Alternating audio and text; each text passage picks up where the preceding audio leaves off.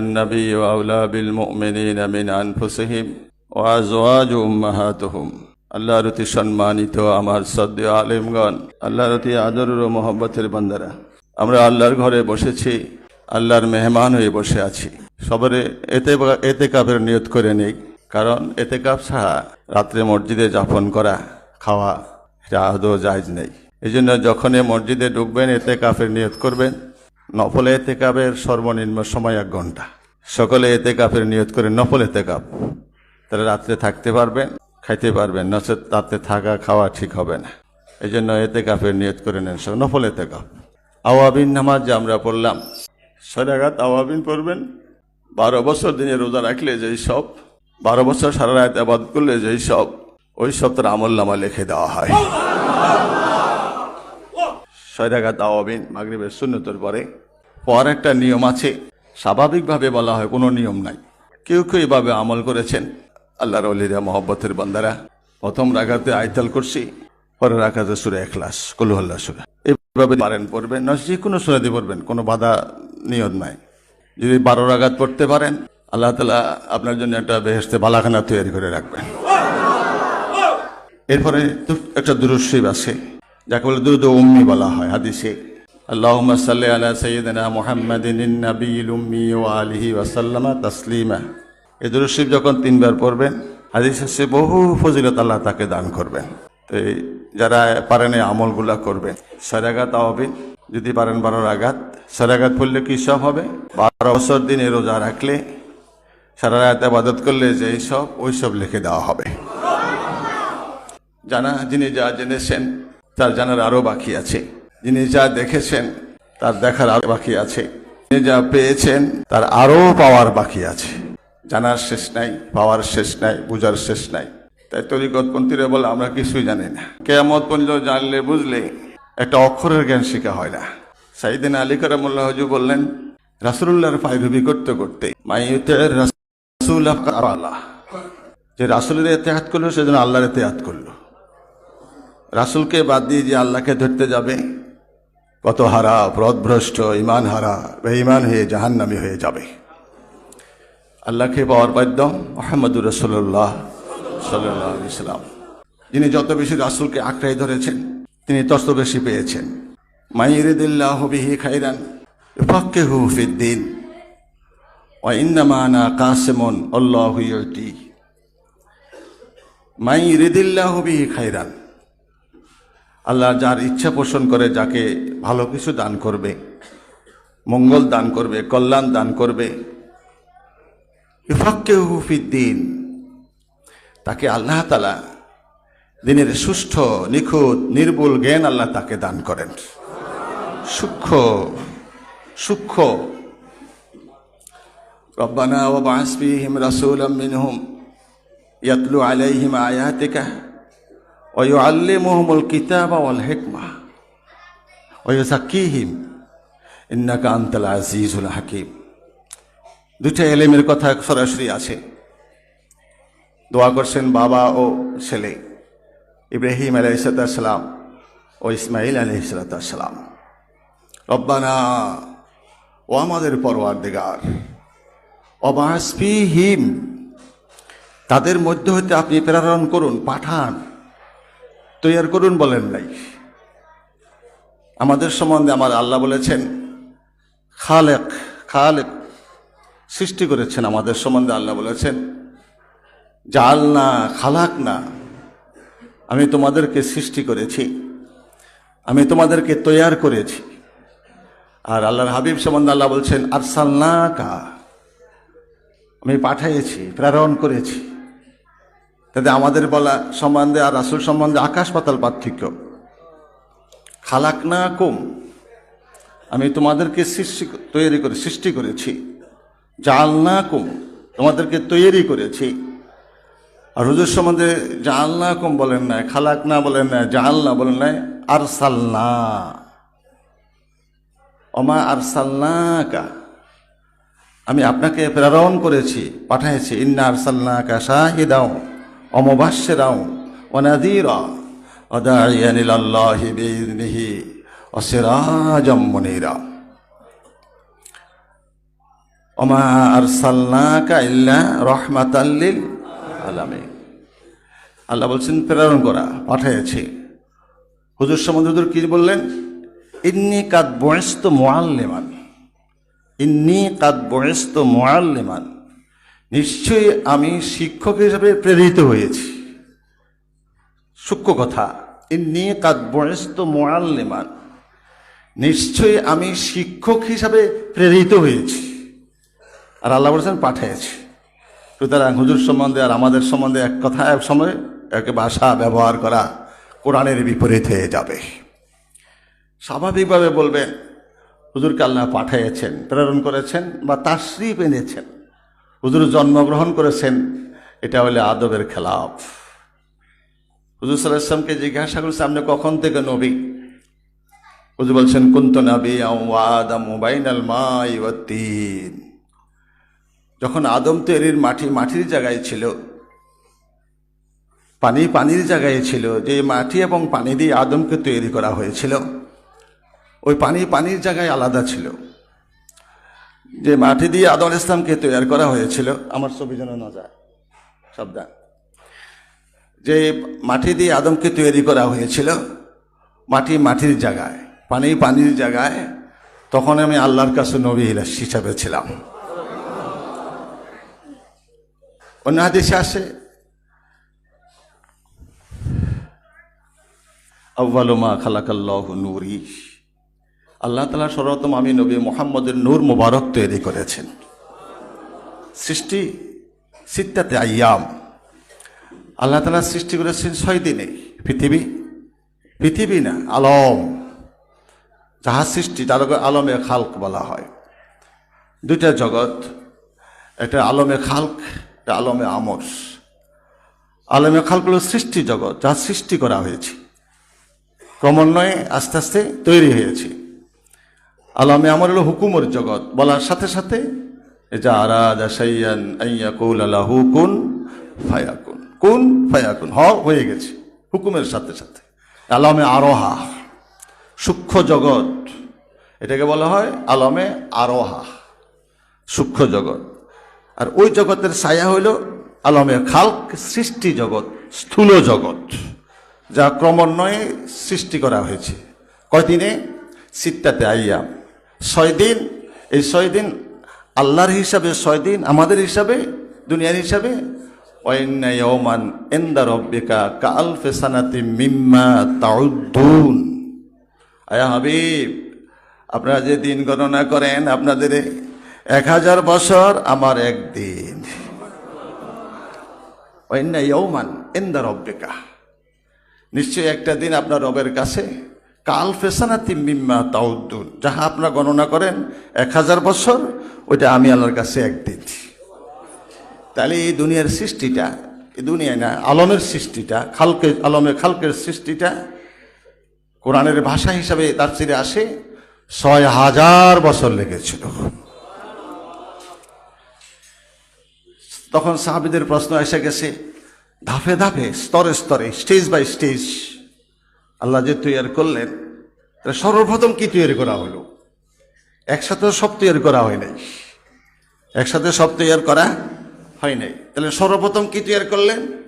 বলছেন আউয়ালু মা খালাকাল্লাহু নূরি, সর্বপ্রথম আমার আল্লাহ তাআলা আমার নূর মুবারক তৈরি করেছেন।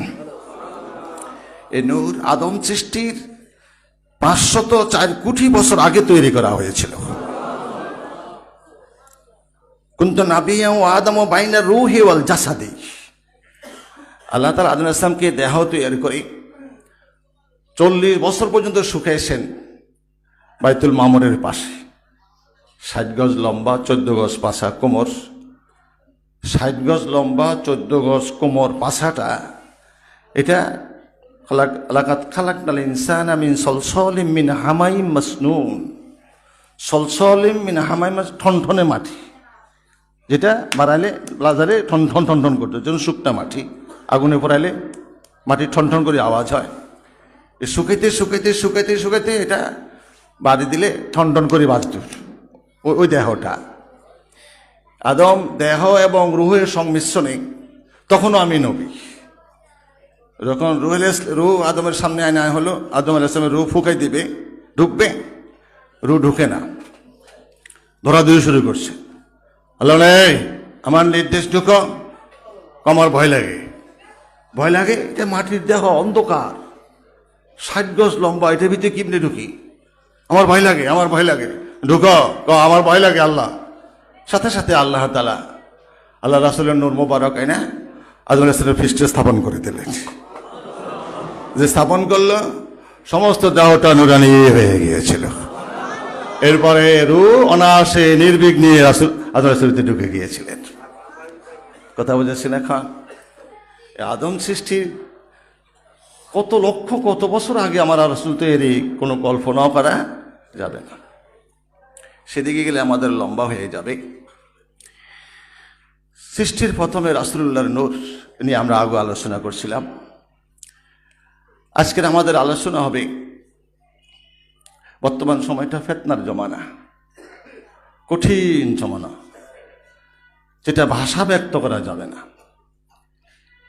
এই কঠিন জমানায় পরে সকালে ইমানদার থাকবে, বিকালে কাফের হয়ে যাবে, বিকালে ইমানদার থাকবে, সকালে কাফের হয়ে যাবে। জ্বলন্ত আগুনের কলে হাতে রাখা সম্ভব হবে, ইমান রাখা তার চেয়ে কষ্টকর হয়ে যাবে। এসে গেছি আমরা, আর বেশি পার্থক্য না, এসে গেছি। কিভাবে বুঝলাম? আলেম জালেম হয়ে যাবে, আলেমেরা বিভিন্ন দলে বিভক্ত হয়ে যাবে, আলেম থেকে ফিতনার সৃষ্টি হবে, পরবর্তী আলেমেরা পূর্ববর্তী আলেমদের বিরোধিতা করবে। আগে হুজুররা বুঝে নাই, ওরা মৌলবীরা ভুল করছে তাই আমরা হইতেছে না, হয় না? আগে হুজুররা ভুল করছে, মৌলবীরা ভুল করছে, তাই আমরা ভুল করবো, এখন সংশোধন করতেছে। রাসূল কি বললেন? একটা কিয়ামতের আলামত, পরবর্তী আলেমেরা পূর্ববর্তী আলেমদের বিরোধিতা করবে। তাহলে এই কথা বোঝা যায় আলেমেরা আগেরটা ঠিক ছিল, পরেরটা ভুল করে বিরোধিতা করবে। এরাই ভুলের মধ্যে আছে, আগেলারা ঠিক আছে। বুঝেছেন? এখন কঠিন জমানা, বাপও আলেম পুতো আলেম, বাপও আলেম পুতো বাপ করিয়ে আসতেছে, পুত আলেমে বেদাত ফতুয়া দিতেছে। বেদাত এটা করা যাবে না, এটা শিরক করা যাবে না। শিরকের সঙ্গও বোঝে না। শিরক কাকে বলে? শিরক মানে অংশীদার স্থাপন করা, সমকক্ষ মনে করা, তার সাথে অংশীদার স্থাপন করা শিরক। রাসূলুল্লাহকে বেশি সম্মান করলে আর কি শিরক হয়ে যায়? চিন্তা করেছেন? ওরা আল্লাহর চেয়ে রাসূলের বেশি সম্মান করে, এটা তাদের শিরক কথা। কারণ তারা আল্লাহকে সীমাবদ্ধ করে ফেলেছে। আল্লাহর চেয়ে রাসূলের বেশি সম্মান, তাহলে আল্লাহর সম্মানটাকে সীমাবদ্ধতা এসে গেল না?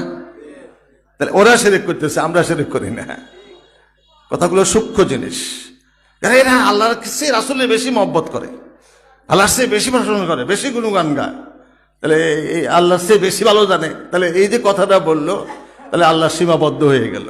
আল্লাহ সীমাবদ্ধতা নাই, অসীম, অপার, অবর্ণনীয়, লাতায়ুন, লয় নাই, ক্ষয় নাই, শুরু নাই, শেষ নাই, কাদিম, চিরস্থায়ী, চিরঞ্জীব, তুলনা মেসাল চলতে লাইসা কামিসলিহি সাই, কোনো কিছুর সাথে তার কোনো মেসাল চলতে।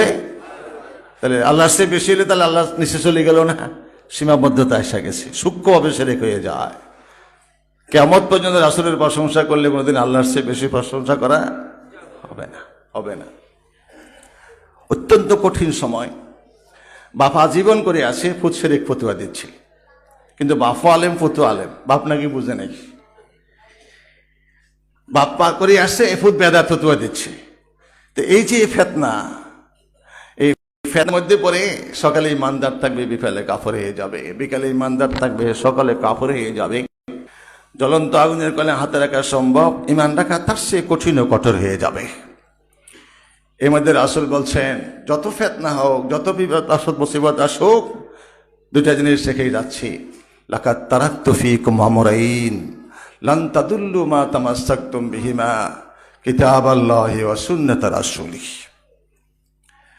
সাহাবী সম্বন্ধে আল্লাহ রাসূল কি বললেন, আল্লাহ কি বললেন, এটা জানতে হবে। আল্লাহ বললেন, রাদিয়াল্লাহু আনহু ওয়া রাদু আনহু। সাহাবীদের সামনে আল্লাহ মেসাল দিচ্ছে, আমানু বিল্লাহি ওয়া রাসূলিহি ওয়াইদা লাকুল্লাযীনা আমানু ক্বালু আমান্না ওয়াইদা খালাউ ইলা শায়াতিনহিম ক্বালু ইন্না মাআকুম ইন্নামা নাহনু মুস্তাহজিউন। অনেক লম্বা কথা। আমিনু কামা আমানান নাস ক্বালু আনুমিনু কামা আমানাস সুফাহাউ। আল্লাহ বলছেন তোমরা ঈমান আরো, যারা ঈমান আনছে তাদের মতো। তাদের ঈমান আনছে কারা? সাহাবীরা। তা সাহাবীদের ঈমান কত মজবুত। আমিনু, তোমরা ঈমান আনো, কামা আমানান নাস, যেরকম মানুষেরা ঈমান আনেছে এই মানুষকে সাহাবীরা। তাহলে সাহাবীদের ঈমান কত মজবুত, কত দৃঢ়, আমাদেরকে নির্দেশ দিয়েছেন সাহাবীরা যেমনি ঈমান এনেছে তেমনি তোমার ঈমান আনো। সাহাবীদের ঈমান কত মজবুত। প্রত্যেকটা সাহাবীর সম্বন্ধে সার্টিফিকেট আল্লাহ দিয়েছেন, বেহেশতের সার্টিফিকেট। রাদিয়াল্লাহু আনহুম ওয়া রাদু আনহু। আজকে শেষ জমানায় আয়েশা সাহাবীদের সমালোচনা চলছে, কিন্তু হুজুর সাল্লাল্লাহু আলাইহি ওয়াসাল্লাম কি বলছেন? আস-সাহাবিয়্যু কান-নুজুম বিআইয়িহিম ইকতাদাইতুম ইহতাদাইতুম। কোরআনের সার্টিফিকেট আল্লাহ দিয়েছেন রাদিয়াল্লাহু আনহুম ওয়া রাদু আনহু। তাহারা আমার প্রতি রাজি হয়ে গেছেন, আমি আল্লাহ তাদের প্রতি রাজি হয়ে গেলাম। একজন অধীনস্থ কর্মচারী মালিকের অধীনে কাজ করে। মালিক কর্মচারী এত সুন্দর, এত ভালো কাজ করলো, মালিক তার প্রতি রাজি হয়ে গেছে। মালিক যদি রাজি হয়, তার কি প্রমোশন হবে না ডিমোশন হবে? মর্যাদা বাড়বে না কমবে? সুখ দিবে না শাস্তি দিবে? সুখ শান্তি দেবে। মর্যাদা, তার সম্মান ইজ্জত বাড়ায় দিবে, সার্টিফিকেট মান বাড়াবে, তার বেতন বাড়ায় দেবে, তার আরো আরামায়েশের ব্যবস্থা করবে। মালিক খুশি, মালিক তার কর্মে খুশি। আমার আল্লাহ বলেন তাদের কার্যক্রম, তাদের আমল আখলাকে আমি রাজি হয়ে গেছি। এই রাজির বিনিময় চিরস্থায়ী বেহেশত সাহাবীদেরকে দান করা হবে। প্রত্যেক সাহাবী বেহেশতি, সন্দেহ নাই। প্রত্যেক সাহাবী বেহেশতি। দ্বন্দ্ব লেগে যায় আয়েশা মুআবিয়া রাদিয়াল্লাহু আনহু সম্বন্ধে। আমর ইবনে আস কূটনীতিক ব্যক্তি, আজকে সাহাবীদের সমালোচনা চলছে, হারাম। কারণ দুনিয়ার থাকতে যারা বেহেশতের সার্টিফিকেট পেয়েছেন, আমার তো সার্টিফিকেট নেই, আমি কিভাবে তার সমালোচনা করি? সুতরাং লক্ষ কোটি ওলি আল্লাহ যদি একত্র হয়, একজন সাহাবীর সমকক্ষ হবে না। বুঝতে বলছেন, আমার সাহাবীদের তোমরা আল্লাহকে ভয় করো। আমার সাহাবীদের এক মুদ আল্লাহ রাস্তায় দান, তোমাদের উহুদ পাহাড় পরিমাণ স্বর্ণ দান করলেও তার চেয়ে আমার সাহাবীর এক মুদ দান আল্লাহর কাছে অতিরিক্ত। সাহাবীদের মর্যাদা, তারা কিভাবে মর্যাদা পেয়েছেন? নিজের জান মাল সর্বস্ব সব দিয়ে রাসূলুল্লাহর মহব্বত করে পেয়েছেন, রাসূলের পায়রবি করে পেয়েছেন। প্রথমে জ্ঞানের দিকে আমরা যাই। কিয়ামত পর্যন্ত শিখলে আমরা অক্ষর জ্ঞান শিখতে পারবো না। রাসূলুল্লাহর আলী কালামজি কি বললেন? দাওরা পাশ করি না, কামেল পাশ করি না, রাসূলুল্লাহর পায়রবি করতে করতে করতে আল্লাহ আমাকে এমন ইলম দান করেছেন। রাসূলুল্লাহর পায়রবি, রাসূলের ইত্তেবা অনুসরণ করতে করতে আল্লাহ আমাকে এমন ইলম দান করেছেন। বিসমিল্লাহির রহমানির রহিম লিখতে প্রথম অক্ষর বা 19টা অক্ষরের প্রথম অক্ষর বা, এ বা অক্ষরের তাফসীর যদি আমি আলী লিখতে শুরু করি, 70টা মোটের বোঝায় কাগজ শেষ হয়ে যাবে, বা অক্ষরের তাফসীর লেখা শেষ হবে না। আলী কালামজি কি মিথ্যা কথা বলেছেন? হুজুর বলছেন, আনা মাদিনাতুল ইলম ওয়া আলিয়্যু বাবুহা। আমি হলাম ইলমের শহর, আলী হলে ইলমের দরজা। আর হুজুর বলেন, আলী কইলেন, আমি রাসূলুল্লাহর পায়রবি করার কারণে ইলম আমার আল্লাহ দান করেছেন। কে ইলম দান করেছে? রাসূলুল্লাহর পায়রবি, রাসূলের ভিতর দিয়ে। মাইরিদিল্লাহু বিহি খাইরান ইউফাক্কিহু ফিদ্দীন ওয়া ইন্নামা আনা কাসিমুন আল্লাহু ইউতি। আল্লাহ যার মঙ্গল চান, ভালোই চান, তাকে আল্লাহর দিনের সুষ্ঠু জ্ঞান, নিখুঁত জ্ঞান, নির্ভুল জ্ঞান, তথ্য জ্ঞান, সূক্ষ্ম জ্ঞান আল্লাহ তাকে দান করেন। আর দান করেন আল্লাহ বন্টনকারী মুহাম্মদুর রাসূলুল্লাহ সাল্লাল্লাহু আলাইহি ওয়াসাল্লাম। আল্লাহ হলেন মালিক, মালিকের সবকিছু মালিকের অধীনস্থর কাছে আসবে, প্রতিনিধির মাধ্যমে আসবে। মন্ত্রী পরিষদ শাসিত সরকার, প্রধানমন্ত্রী, রাষ্ট্রীয় মালিক, ক্ষমতার মালিক, সবকিছু তার পক্ষ থেকে আসবে। তার পক্ষ থেকে আসবে, সকলের কাছে আমভাবে আসবে না, এলাকার প্রতিনিধির কাছে আসবে, চেয়ারম্যানের কাছে আসবে, এমপির কাছে আসবে, মেম্বারের কাছে আসবে, তারা বিলি করবে, অধীনস্থদের কাছে, সরাসরি আপনাদেরকে দিবে না, অধীনস্থ প্রতিনিধি তাদের মাধ্যমে আসবে। ঠিক আল্লাহ তাআলা যাহা কিছু দেওয়ার হওয়ার প্রতিনিধির মাধ্যমে আসবে। প্রতিনিধি, শ্রেষ্ঠ প্রতিনিধি মুহাম্মদুর রাসূলুল্লাহ সাল্লাল্লাহু আলাইহি ওয়াসাল্লাম। এলাকার মেম্বারের সাথে, এমপির সাথে যত বেশি মহব্বত থাকবে তত বেশি তো পাওয়া যাবে। ঠিক তেমনি তো আল্লাহর যাহা কিছু পাইতে হলে রাসূলুল্লাহর সাথে যে যত বেশি সম্পর্ক আছেন সে তত বেশি মালিক হবে, তত বেশি আল্লাহ তাকে দান করবেন। তিনি বললেন, রাসূলুল্লাহর পায়রাবি করতে করতে আল্লাহ আমাকে এমন এলেম দান করেছেন, বিসমিল্লাহর প্রথম অক্ষর বা, এটা যদি তাফসীর লিখতে শুরু করি 70টা আমলের বোঝায় কাগজ শেষ হয়ে যাবে, বা অক্ষরে তাফসীর লেখা শেষ হবে না। এভাবে সাহাবীরা, হুজুর থেকে সাহাবীরা, এই জন্য হুজুর সাল্লাল্লাহু আলাইহি ওয়াসাল্লাম প্রত্যেকটা সাহাবী বেহেশতি, যে কোনো ব্যক্তি ওই সাহাবীকে মানবে তারাও বেহেশতি হয়ে যাবে। আর সাহাবীও কান্নুজুম বেআইহিম ইক্তাদাইতুম ইহতাদাইতুম, আমার সাহাবীরা আকাশের নক্ষত্র তুল্য। কেন এইভাবে নক্ষত্রের সাথে মেশাল দিলেন? হুজুর চাঁদ বলেন নাই, তারকা বলেছেন। আকাশে যখন পূর্ণিমার চাঁদ উদিত হয়, দৃষ্টি সকলের চাঁদের দিকে, নাবিকেরা দিক নির্ণয় করে চাঁদ দেখে দেখি। যখন চাঁদ ডুবে যায় তখন তারকার দিকে খেয়াল। আকাশের পূর্ণিমার চাঁদ থাকলে তখন আর তারকার দাম থাকে না, নাবিকেরা ওই চাঁদের দিকে দেখে তাকে তার দিক ঠিক করে নেয়। হুজুর বোঝাচ্ছেন, আমি এলাম আকাশের হেদায়েতের পূর্ণিমার চাঁদ, সিরাজাম মুনীরা, নূরের প্রদীপ, নূরের বাতি, নূর। আজকে আমি আছি, আমি যখন ডুবে যাব লক্ষ লক্ষ নক্ষত্র রেখে গেছি, যে কোনো একজনকে অনুসরণ করে তোমরা সঠিক পথের সন্ধান পাবে। যখন আকাশের চাঁদ ডুবে যায় তখন আর চাঁদ তো থাকে না, তখন তারকার দিকে লক্ষ্য। নাবিকের দিক নির্ণয় তারকার মাধ্যমে হয়।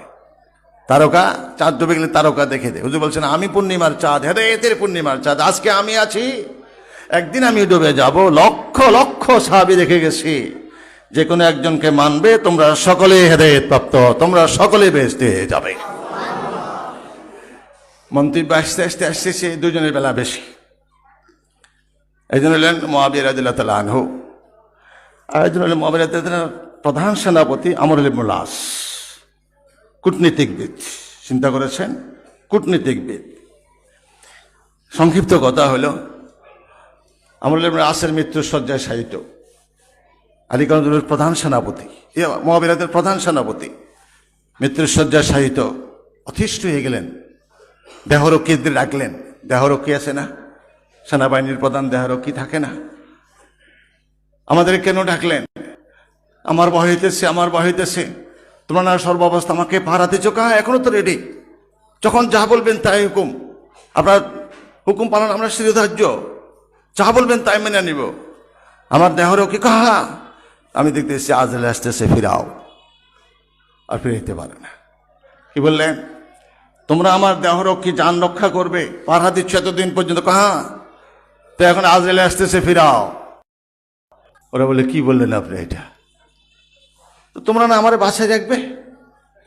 মরণ মুহূর্তে ধাক্কা লেগে গেছে, এতদিন এই ধাক্কা ছিল না। তিনি জানেন কিন্তু বুঝেন নাই। জানা আর বুঝে এক জিনিস না, এখন বুঝে আসতেছে, প্র্যাকটিক্যাল। তিনি জানেন আজরাইল আসলে কেউ ফিরে রাখতে পারবে, জানেন, কিন্তু তখন আর বুঝে আসে নাই। সময় আসছে, বুঝে আসছে, এতদিন বুঝে সময় শেষ, বুঝে আসছে। ফিরাও, আজরাইল আসতেছে, ফিরাও। বলে, কে কি বললেন আপনি? আজরাইলকে কেউ ফিরাইতে পারে? তোমার না আমার রক্ষা করবে দেহরক্ষী? ওরা বললেন, আসলে মানুষ যেরকম বুড়া হয়ে যাইলে শিশুর মতো হয়ে যায়, আকল জ্ঞান বুদ্ধি থাকে না। এবার কি বলতেছে চিন্তা করেন, মানুষ বুড়ো হলে যাওয়া হয় আর কি, শিশুর মতো হয়, আকল জ্ঞান থাকে না। কি বললা? কোথায় তো না না না না, কান্দা দিয়ে বললেন, আমার ভাই আলী আলোরে বেশ সুউচ্চ মাকাম দান করুক, আরো শান্তি বাড়ায় দুক। আমার ভাই আলী বলতেন, মৃত্যুই আমার রক্ষা কবচ, মৃত্যু রক্ষা করবে। যতদিন মৃত্যু না আসবে পৃথিবীর কোনো শক্তি আমাকে মৃত্যু দিতে পারবে না। দেহরক্ষী ছিল না তার, তিনি আমিরুল মুমিনিন, দেহরক্ষী তার ছিল না। সাথে একজন এলে বলে, না না দরকার নাই, কোনো শত্রু দরকার নেই, শত্রু আমাকে মারতে পারবে না। আমার মৃত্যুর ক্ষমা, হায়াত মত আমার আল্লাহর হাতে। আমার হায়াত মত সবই আল্লাহর হাতে। মৃত্যু আমাকে রক্ষা করবে, তার মানে যতদিন না মৃত্যু না আসবে কেউ আমাকে মারতে পারবে না। মৃত্যু আমার রক্ষা কবচ। সূক্ষ্ম কথা। এবার কান্দা দিয়ে বলেন, আমার ভাই আলী বলতো আমি বুঝতাম না, এখন বুঝছি। আমার ভাই আলী সত্য কথাই বলেছেন। আমার ভাই আলীকে আল্লাহ সুউচ্চ মাকাম দান করুক, আরো শান্তি বাড়াই দুক। আমার ভাই আলী বলছেন, জানছি কিন্তু বুঝি নাই। এখন প্র্যাকটিক্যাল। আদের আসতেছে, ফিরাও, কেউ ফিরাইতে পারে না। দেখতেছি তার মৃত্যুর শয্যায় শায়িত পুত আব্দুল্লাহ খুবই আল্লাহওয়ালা।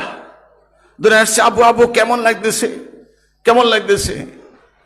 বাবা, আমার মনে হয় যেন আমার পেটের ভিতরে খেজুরের কাঁটা দিয়ে আঘাত করতেছে।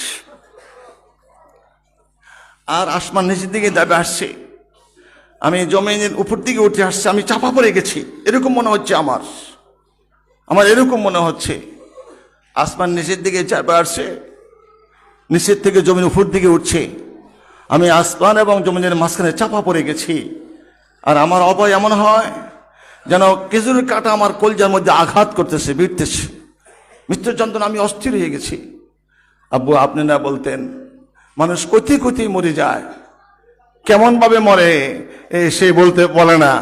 এমনি বলেন কেমন লাগে, বলে আব্বু কেমন লাগবে বলতে পারবো না। আব্বা, আমার আসমান যেন মনে হয় জমির নিচের দিকে দাবে আসছে, জমির নিচ থেকে উঠতেছে, আমি চাপা পড়ে গেছি।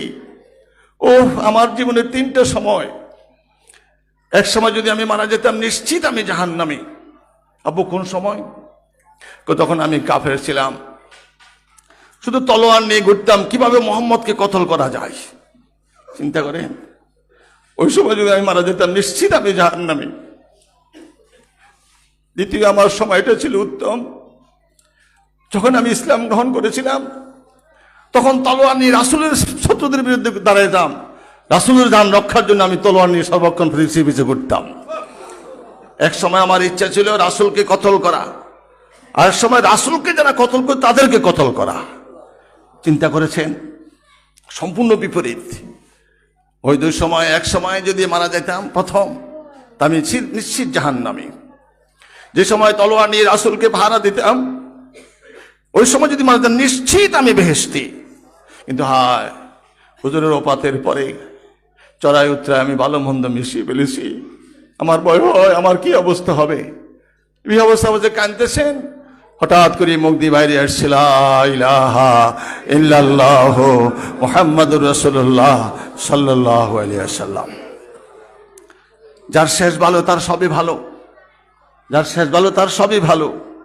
শেষ কথা যে বললেন লা ইলাহা ইল্লাল্লাহ মুহাম্মাদুর রাসূলুল্লাহ, নিশ্চিত তিনি বেহেশতে, কোনো সন্দেহ নাই।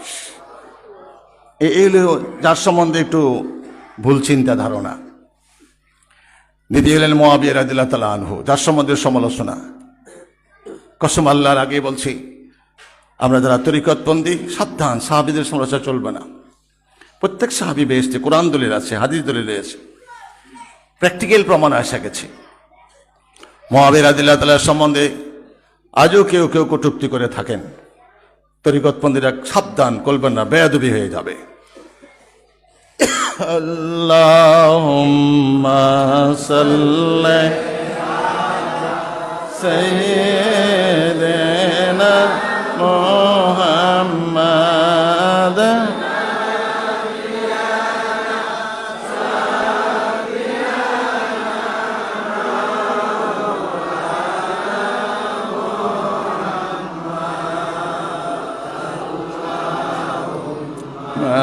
সাল্লাল্লাহু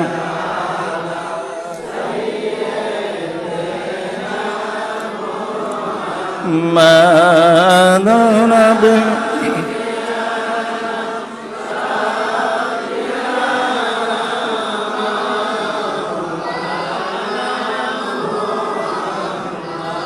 কাতেবে ওহী ছিলেন, ওহী লিখতেন তিনি, হুজুরের খেদমত করতেন।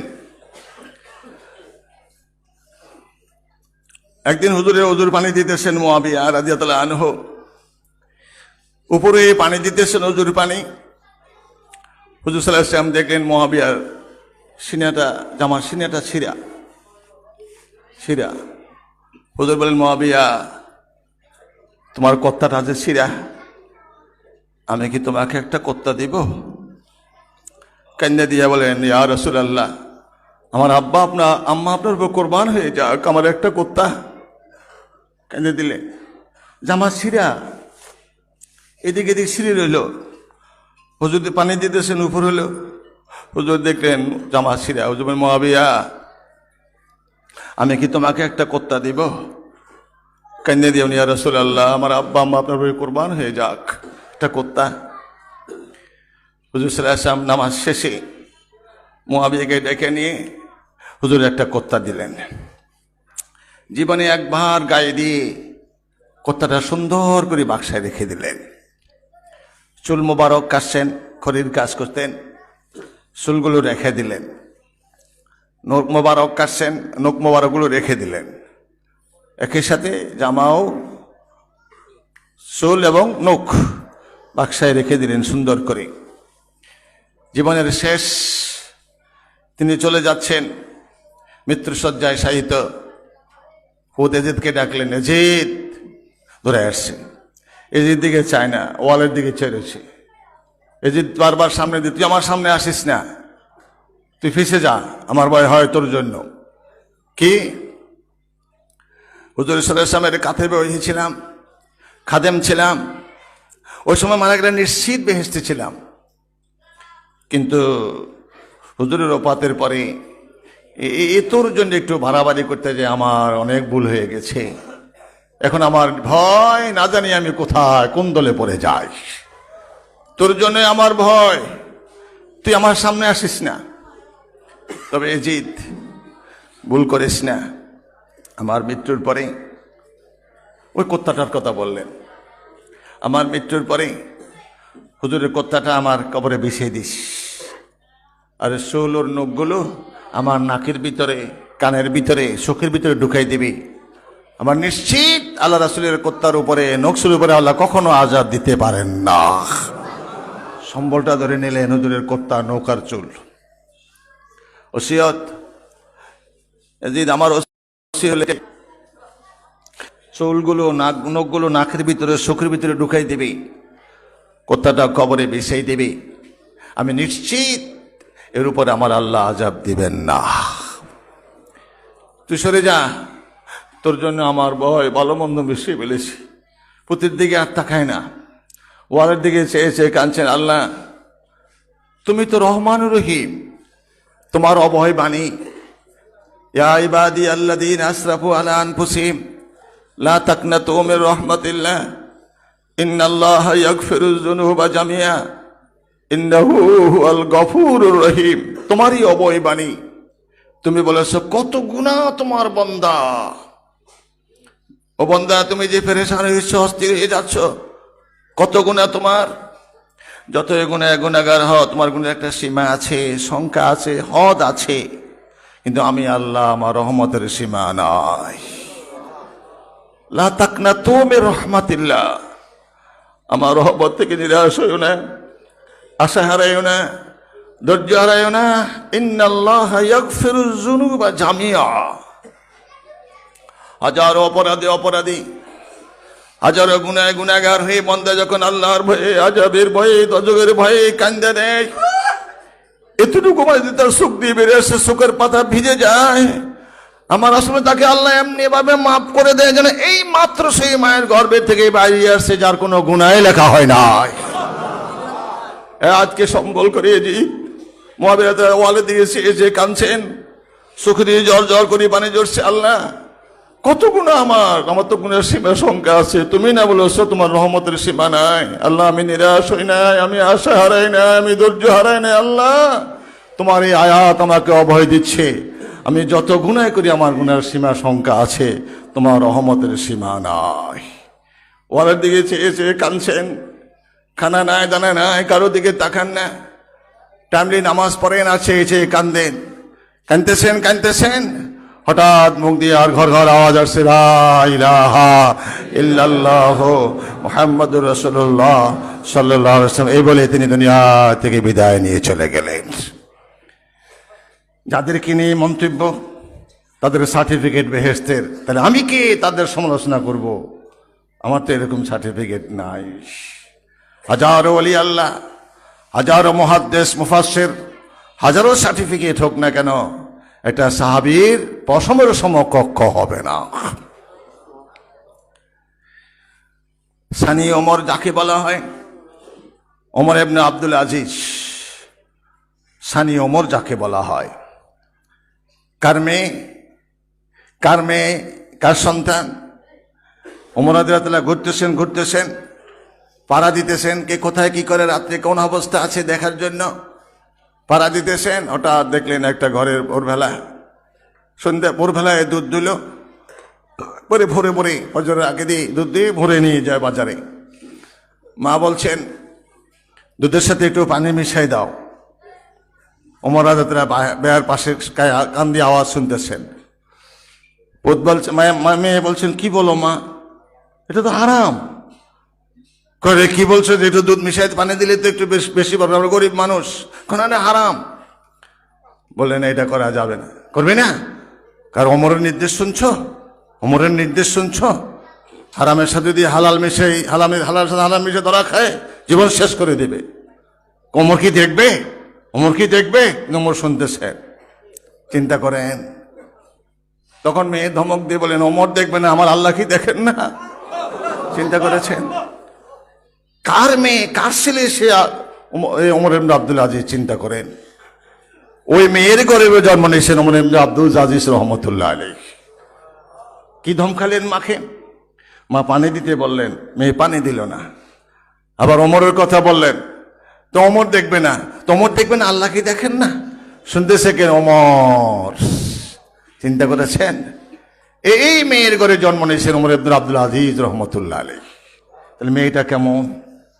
চিন্তা করেছেন। ওমর আব্দুল আজিজ রাহমাতুল্লাহ আলাইহিতে হাজার ফেরেশতারা, হাজার শহীদরা শরীক হয়েছেন। তাকে সানি ওমর বলা হতো, ওমর আব্দুল আজিজকে বলা হতো। শেষ আর কিছুই নেই, সব বিলীন করে দিলেন মদিনা দুর্ভিক্ষ। শেষ নিজের স্ত্রীর কানের স্বর্ণ, গলার স্বর্ণগুলো নিয়ে আমার দিয়ে দাও। আমি আসুদ্দিন আল্লাহর কাছে কি জবাব দেবে? তোমার ঘরের স্বর্ণ, তোমার গলায় স্বর্ণ, আর আমার এলাকার লোক উপবাস মারা যাচ্ছে, আমি আল্লাহর কাছে কি জবাব দিব? স্ত্রী বলে আমার তো এইসব বলো, কি এইসব বল, তুমি এটা রাখি কি করবা? মানুষের তো এটাও নাই, তুমি আমার বিবি, আমি তোমাকে দিয়েছি, তুমি না দিলে আমি নিতে পারবো না, তবে আমি আল্লাহর কাছে জবাব দেব। তুমি কি চাও আমি আল্লাহর কাছে আটকে যাই? চিন্তা করেছেন, ধরলেন বিবি কিভাবে? তুমি কি চাও আমি আল্লাহর কাছে আটকে যাই? বিবি কান্দে, স্বামী কান্দলেন, বিবি দয়া হয়ে গেল, গলার স্বর্ণগুলো, নাকের কানের স্বর্ণগুলো দিয়ে দিলেন। স্বামী বিক্রি করে মদিনার দুর্ভিক্ষদেরকে সহযোগিতা করে দিলেন। ওমর ইবনে আব্দুল আজিজ রহমতুল্লাহ আলাইহি, ওমর ইবনে আব্দুল আজিজ রহমতুল্লাহ কে জিজ্ঞাসা করলো, হুজুর মুয়াবিয়া সম্বন্ধে অনেকে অনেক কথা বলে, আপনার অভিমতটা কি? তিনি কান্দে দিয়া বললেন, কসম আল্লাহর, সাবধান, নাম সম্মানের সাথে মুয়াবিয়া রাদিয়াল্লাহু তাআলা বলবে। হুজুরের সাথী হয়ে যখন তিনি কাতেবে হয়েছিলেন, হুজুরের যখন তিনি খেদমতে ছিলেন, হুজুরের সাথে যখন তিনি যুদ্ধে ঘোড়া চালাইছিলেন, এই যুদ্ধে যিনি শরীক হয়ে হুজুরের সাথে যুদ্ধ করলেন, যে গোয়ার ফিটে করে যুদ্ধ করেছেন, এই মরুভূমির বালু এসে যে ওমরের শ্লাসমা, মোটের ভিতর গোয়ার ভিতরে যে নাকের শ্লেষ্মা আছে, শ্লেষ্মাতে বালু যে লেগে গেছে, আমি ওমর ইবনে আব্দুল আজিজ তার চেয়ে আমাকে নিকৃষ্ট মনে করি। গোয়াও না, মুয়াবিয়াও না, মুয়াবিয়ার গোয়াও না। মুয়াবিয়া এত সম্মান রাসূলের সাহাবী হয়ে আমার কাছে হুজুরের সাথে যে যুদ্ধ করছে, যুদ্ধের সময় যে গোয়া যে ধরছিল মরুভূমি দিয়ে, যুদ্ধের সময় যে বালু এসে যে নাকের শ্লেষ্মার সাথে মিশ্রিত হয়েছে, আমি আমাকে তার চেয়ে নিকৃষ্ট মনে করি। কারা আজকে তার সমালোচনা করতেছেন? তিনি দুনিয়ার থাকতে সরাসরি সাক্ষ্য দিয়ে কালমা শরীফে দুনিয়া থেকে চলে গেছেন এবং সম্বল নিয়েছেন রাসূলের চুল ও নখগুলো নিয়ে, আর কোত্তাটা, এবং সকলে সাক্ষ্য যারা শুনছেন। শেষ কথা, লা ইলাহা ইল্লাল্লাহু মুহাম্মাদুর রাসূলুল্লাহ সাল্লাল্লাহু আলাইহি ওয়াসাল্লাম। সাহাবীদের রক্তের ত্যাগ, এবং সাহাবীদের রক্তের বিনিময়ে আজকে ইসলাম। আজকে সুন্দর কথা বলতে পারেন, যদি সাহাবীদের রক্ত না দিতেন, ইশারার সাথে জান দিয়ে দিলেন, ইশারা দিচ্ছেন জান দিয়ে দিলেন। চিন্তা করেন, জানে নিশ্চিত মৃত্যু, হুজুরের হুকুম, কি হবে না হবে জানে না। রোম সম্রাটের কাছে হারেস রাদিয়াল্লাহু তাআলা আনহু, হারেস সাহাবী, কালমার দাওয়াত নিয়ে বার্তা পাঠালেন। মুতার কাছে যেতে যেতেই রোম সম্রাটের প্রধান সেনাপতি কতল করে দিল। কতল না শহীদ, ইমানদার সাহাবী না হারেস রাদিয়াল্লাহু তাআলা আনহু। কি নিয়ে দিয়েছেন? কালমার দাওয়াত, রাসূলের পক্ষ থেকে। রাসূলের পক্ষ থেকে কালমার দাওয়াত নিয়ে যাচ্ছেন চিঠি। রোম সম্রাট, হিরাক্লিয়াস বলা হয়, হিরাক্লিয়াস রোম সম্রাট। এই রোম সম্রাটের কাছে এসে কালমার দাওয়াত দিয়েছে রাসূলের সাহাবী হারেস রাদিয়াল্লাহু তাআলা আনহু। মুতার কাছে যেতেই মুতার গভর্নর, সেনা প্রধান কত্তল করে দিল, আর যেতে দিল না। একজন বার্তাবাহককে, কাসেদকে হত্যা করা কোনোদিন আইনে কভার করে না, যে কেউ হোক না, মানো না মানো সেটা অন্য কথা, কিন্তু বার্তাবাহককে হত্যা করা কোনোদিন কোনো আইনে নেই, কোনো আইনে নেই। তো রাগ করলেন, ক্ষোভ করলেন, আমার এই সাহাবীকে এইভাবে শহীদ করা হলো, এর বদলা নেব। 3000 সাহাবী একত্র হলো। কে পারবে, কারা পারবে আমার এই সাহাবীর জন্য জান দিতে প্রতিশোধ নেওয়ার জন্য? 3000 দাঁড়ায় গেলেন, যাকে বলে মুতার যুদ্ধ। 3000 দাঁড়ায় গেলেন। হুজুর কাঁদছেন আর বলছেন, যায়েদ বিন হারেস, লাব্বাইক হুজুর, প্রথম তুমি সেনাপতির দায়িত্ব পালন করবে। যায়েদ বিন হারেস বলা হতো না, পরে জায়েদ বিন মোহাম্মদ বলা হতো, ওদিকে লম্বা হয়ে যাবে। যায়েদ বিন হারেস, লাব্বাইক হুজুর। জাফর ইবনে আবু তালেব, লাব্বাইক হুজুর, মাঝখানে দাঁড়ায় গেলেন। আব্দুল্লাহ ইবনে রাওয়াহা, লাব্বাইক হুজুর, আমি হাজির। 3000 সকলে, আমি বলছি আমার কথাটা মেনে নিও। প্রথম সেনাপতির দায়িত্ব পালন করবে যায়েদ বিন হারেস, তারপরে সেনাপতির দায়িত্ব পালন করবে জাফর ইবনে আবু তালেব, তারপরে সেনাপতির দায়িত্ব পালন করবে আব্দুল্লাহ বিন রাওয়াহা, এরপরে যাকে ভালো মনে করো তাকে তোমরা দিয়ে দিবে। তাহলে নিশ্চিত 3 জনের মৃত্যু। একজন সেনাপতি থাকতে তার একজন সেনাপতি হইতে পারে না। কে বুঝার বাকি রাখে? সকলে নিশ্চিত 3 জন শহীদ হয়ে যাবে। 3 জন শহীদ হওয়ার পরে বাকি যার কি ইচ্ছা তাকে দিও। এই 3 জন, প্রথম সেনাপতি যায়েদ বিন হারেস, দ্বিতীয় সেনাপতি হবে এরপরে, তাহলে একজন নামার আগে আরেকজন সেনাপতি কেন হবে? 100 শহীদ হয়ে যাবেন তিনি, তারাও বুঝছেন শহীদ। এরপরে জাফর ইবনে আবু তালেব, এরপরে আব্দুল্লাহ বিন রাওয়াহা, এরপরে তোমরা যাকে বলে মনে করো তাকে সেনাপতির দায়িত্ব দিবে। চিন্তা করেন, তাহলে 3 জন শহীদ হবে নিশ্চিত। এরপরে তোমরা ঠিক করে নিও ওর হাতে ইসলাম জয়ী হবে, হুজুর ভবিষ্যৎবাণী করে দিয়ে দিলেন। হুজুর যখন তৈরি হলেন, খবর পেয়ে রোম সম্রাট 1 লক্ষ সৈন্য, আর যে হিরাক্লিয়াসের সে সেনাপতি প্রধান, তিনি মুতাতে আছেন দায়িত্বে, 1 লক্ষ সৈন্য, 2 লক্ষ সৈন্য রেডি করলো। 2 লক্ষ সৈন্যের মোকাবিলায় 3000 সাহাবী। চিন্তা করেন, 2 লক্ষের সৈন্যের মোকাবিলা 3000 মুজাহিদ নিশ্চিত। জাফর, যাও বিবি থেকে, আপনজন থেকে বিদায় নিয়ে আসো। কেন্দ্রে দিয়ে বলেন, আব্বু হুজুর, আমার বিবি শুনছেন, জয়নাব বিনতে জাহাস হুজুরের পাশে, রমজা হুজুরের পালক ছেলে, আমার আম্মা এসে শুনছেন, সুতরাং আমার আর বিদায়ের দরকার নাই। চিন্তা করেন হুজুর কি বললেন, যার যার ভাইগর থেকে বিদায় নিয়ে আসো। জাফর যাও, জায়েদ যাও, আব্দুল্লাহ বিন রাওয়াহা যাও, সকলে যাও। যায়েদ বিন হারেস দাঁড়ায় রইলেন, যাও না কেন? কালছেন বলছেন, হুজুর আপনি যা বলছেন, পাশে আমার বিবি, হুজুরের পালক ছেলে বিয়ে করেছেন জনাব বিনতে জাহাস, পাশে একটা রুম করে দিল, পাশে আমার বিবি আর আমার আম্মা, 2 জনে হুবহু শুনছে, আমার আর বিদায়ের দরকার নাই, আমি রেডি। জাফর ইবনে আবু তালেব গেলেন, আব্দুল্লাহ বিন রাওয়াহা গেলেন, সকলে বিদায় নিয়ে আসলেন। যুদ্ধ মুতা নামক স্থানে যুদ্ধ শুরু হয়ে গেল। সংক্ষিপ্ত কথা, জাফর ইবনে আব্দুল্লাহ বিন যায়েদ বিন হারেস তীব্র যুদ্ধ সামনে, 2 লক্ষ সৈন্যের মোকাবিলা, 3000 মুজাহিদ দ্রুত যুদ্ধের সামনে আগে যেতেছেন, ওরা পিছ নামে যেতেছে। প্রধান সেনাপতির প্রধান ভাই, বড় ভাই মারা গেল। বহু কাফের হতাহত হইল। সেনাপতি যে আত্মগোপন করলেন। মুসলমানরা স্বাভাবিকভাবে জয় হইল। রোম সম্রাট আরো 2 লক্ষ সৈন্য পাঠিয়ে দিলেন। 4 লক্ষ সৈন্য খবর পেয়ে, 4 লক্ষ সৈন্যের বিনিময়ে মুখোমুখি 3000 মুজাহিদ। তীব্র যুদ্ধ হয়ে গেল। যায়েদ বিন হারেস শহীদ হয়ে গেলেন। ঠান্ডা পড়ে গেল। টান দিয়ে যে জাফর ইবনে আবু তালেব লাফ দিয়ে ধরলেন। যুদ্ধ করতে করতে ঢুকে গেলেন ভিতরে। হুজুর যখন যায়েদ বিন হারেস শহীদ হলেন, মসজিদ নববীতে বসে বসে কাঁদছেন, আসর পরে ইন্না লিল্লাহি ওয়া ইন্না ইলাইহি রাজিউন। সাহাবীরা হুজুর কাঁদছেন, কি হলো? হুজুর কাঁদছেন আর বলছেন, আমার যায়েদ বিন হারেস শহীদ হয়ে গেছে। হুজুর বলছেন, এখন ঝান্ডা নিয়েছেন জাফর ইবনে আবু তালেব।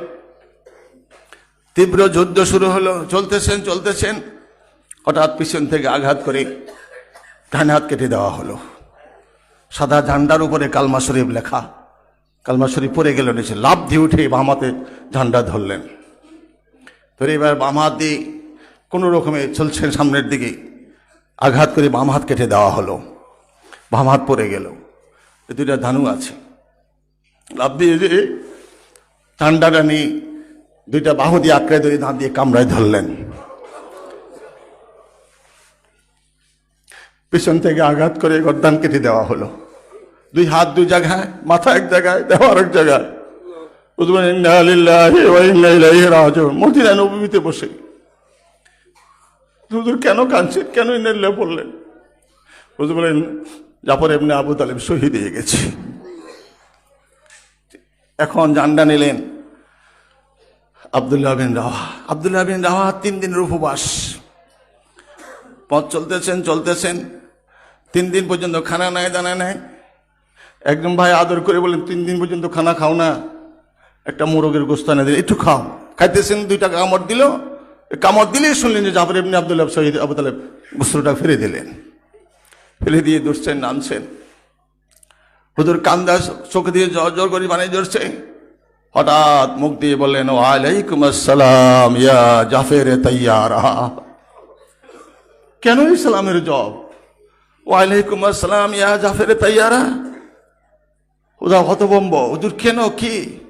আমি দেখতেছি বেহেশতের থেকে ফেরেশতারা আসে আমার জাফর ইবনে আবু তালেবকে সবুজ বনের পাখির মধ্যে করে তার রুটা নিয়ে তারা স্বাগতম জানায় বেহেশতের দিকে নিয়ে চলে যাচ্ছে। আমার জাফর আমাকে সালাম দিয়েছেন, আমি তার সালামের জবাব দিয়েছি। এমন দ্রুত চলছে জাফর, যদি এই মুহূর্তে বেহেশতের দরজা খোলা থাকতো, আমার জাফর দ্রুত যেয়ে বেহেশতে ঢুকে যেতেন। ওদের নাম লেখলেন জাফর তাইয়ারা, উড়ন্ত জাফর, যে পাখি হয়ে যাচ্ছেন বেহেশতের দিকে। চিন্তা করেছেন? 3য় সেনাপতি আব্দুল্লাহ বিন রাওয়াহা যুদ্ধ নামলেন। জাফর ইবনে আবু তালেবকে যখন আনা হলো, লাশ কি নিষ্ঠুর! লাশ যখন আনলেন, আব্দুল্লাহ ইবনে ওমর রাদিয়াল্লাহু গুনে দেখলেন 90টা তীরের আঘাত, বল্লমের আঘাত তার শরীরের মধ্যে। 90টা হাদিসে আছে। আব্দুল্লাহ ইবনে ওমর রাদিয়াল্লাহু গুনে দেখলেন 90টা তীর পাথরে বল্লমের আঘাত তার শরীরের মধ্যে। কিভাবে ইসলাম, কিভাবে আমরা পেয়েছি?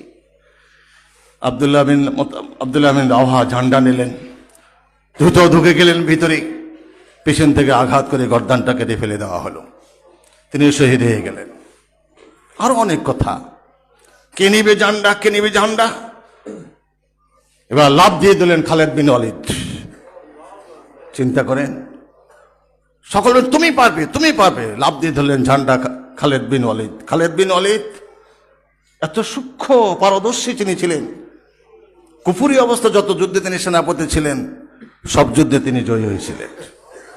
উহুদের যুদ্ধে কাফেরদের মধ্যে সেনাপতি ছিলেন খালেদ বিন ওয়ালিদ। কি সূক্ষ্ম জ্ঞান রাখেন। শেষ তার এই যুদ্ধে যায় সেনাপতি যায় মুসলমানরা পরাজয়, কাফেররা ইহুদিরা জয় হল উহুদের যুদ্ধ। এই খালেদ বিন ওয়ালিদ বললেন, তোমরা আমার পিছু তো ঢাল নিয়ে তলোয়ার নিয়ে থাকবে, আঞ্জাম দিবে ঢাল তলোয়ারের, শুধু পিছে মজবুত থাকবে। একে একে 12টা ঢাল ভেঙে দেওয়া হলো, 13টা তলোয়ার ভাঙ্গা হলো। কাফেররা দিক বেদিকে পালায় গেলেন, মুসলমানরা জয় হয়ে গেল। 12টা ঢাল আর 13টা তীর ভেঙে দেওয়া হলো। এ মুতার যুদ্ধে 4 লক্ষ সৈন্যের মোকাবিলায় 3000 মুসলমান সাহাবী জয় হয়ে গেছিল। 3000, কাফেররা ছিল 4 লক্ষ। ইমানের জজবা, যাদের রক্ত এ ত্যাগের বিনিময়ে ইসলাম আজ তাদের সমালোচনা মুসলমান করে, সে কি মুসলমান হইতে পারে? আমার তো বিশ্বাস হয় না। তারা আবার আজ তাদের সমালোচনা করে। চিন্তা করেন, এই উহুদের যুদ্ধের বদনা নেওয়ার জন্য মুনাফিক সেজে কয়েকজন সাহাবী সেজে আসা, আমরা সাহাবী, আমরা ইসলাম গ্রহণ করেছি। কি করেন? কিছু লোক দেন আমাদের কোরআন শিক্ষা দিবে, হাদিস শিক্ষা দিবে, কোরআন নামাজ শিক্ষা দিবে। 10 জন মতান্তরে 6 জন হুজুর সাল্লাল্লাহু আলাইহি ওয়াসাল্লাম দিলেন। কি নির্মমভাবে অত্যাচার করে তাদেরকে শহীদ করে দেওয়া হলো। একজনকে আটকায় রাখলেন, কষ্ট দিবেন, খোবাইব রাদিয়াল্লাহু তাআলা আনহু। খোবাইব রাদিয়াল্লাহু তাআলা আনহুকে, যার বাপ শহীদ কতল হয়েছে ইহুদি, ওই মেয়ের ঘরে রাখা হলো। হাতও বান্ধা, পায়েও বান্ধা, লড়চন নাই 40 দিন পর্যন্ত। এভাবে হাত বান্ধা, পা বান্ধা অবস্থায়, লড়চন নাই, লড়তে চড়তে পারেন না, বান্ধে রাখলেন। উপবাস মারবে। একদিন গভীর রজনীতে মেয়ে যখন জরুরি ছাড়তে বাড়িতেছেন, দেখলেন ঘরটা নুরানি দেখা যায়, রুমটা নুরানি দেখা যায়। চেয়ে দেখলেন মুখের মধ্যে আঙ্গুর, কি বড় বড় আঙ্গুর, হাত বাঁধা, পা বাঁধা, লড়চন নাই, মুখে আঙ্গুর, চিবিয়ে চিবিয়ে আঙ্গুর খাইতেছেন তিনি। থমকে গেল। সকালবেলা বললেন, খোবাইব সত্য কথা বলবে? তিনি বললেন, কসম আল্লাহ, মুসলমান মিথ্যা কথা বলতে জানে না, মুসলমান মিথ্যা বলতে জানে না, সত্যই বলবো। সত্য বলবে? বলবে, হ্যাঁ সত্যই বলবো। বলো, কালকে রাত্রে দেখলাম তোমার হাতও বাঁধা, পড়াও বাঁধা, তোমার মুখে আঙ্গুর, তুমি আঙ্গুর খাইতেছো, ঘরটা নূর দেখলাম। কেন্দ্রে দিয়ে বললেন, তোমরা দুনিয়ার মানুষ আমার রিজিক বন্ধ করে দিয়েছো, কিন্তু আমার আল্লাহ তোমার রিজিক বন্ধ করেন নাই। আমার আল্লাহ বেহেশত থেকে আমার আঙ্গুর খাওয়াই খেয়েছিল, বেহেশতি আঙ্গুর আমাকে আমার আল্লাহ খাওয়াইছিলেন। তোমরা দুনিয়ার মানুষ আমাদের রিজিক বন্ধ করছো আমার, কিন্তু আমার আল্লাহ তো রিজিক বন্ধ করেন নাই। আমার আল্লাহ রিজিক দাতা, তিনি বেহেশতের থেকে আঙ্গুর এনে আমাকে খাওয়াইছেন ফেরেশতার মাধ্যমে। এই যে নোট দেখলাম, ফেরেশতা এনে আমাকে আঙ্গুর দিয়ে মুখে দিয়েছিল, আমি ওই মুখ আঙ্গুরগুলো চাবিয়ে চিবিয়ে চিবিয়ে খেয়েছি। মহিলার দুর্বলতা এসে গেল, এইভাবে বেহেশত থেকে খাওয়ায় আঙ্গুর, দুর্বলতা এসে গেল। 40 দিন শেষ, আজকে তাকে শুলিতে চড়ানো হবে। সকালবেলা তিনি বললেন, মা, জিরে নাফ, 40 দিন হয়ে গেছে, যুদ্ধে আসার সময় পবিত্র হয়ে আসছি, শহীদ হয়ে যাব খেয়ালে, যুদ্ধ না, আসার সময় পবিত্র হয়ে বাইরেছি, কিন্তু আজ 40 দিন শেষ হয়ে যাচ্ছে। মা, আমার নাভির নিচের পশম, আমার বগলের পশমগুলো কাটতে হয়। 40 দিনের বাইরে গেলে নামাজ মাকরু হয়, ইবাদত বন্দি মাকরু হয়ে যায়। আমাকে একটা খুঁত দিবে, একটা খুঁত দিবে, আমি নিজকে পবিত্র করে নিই। কানতেছেন।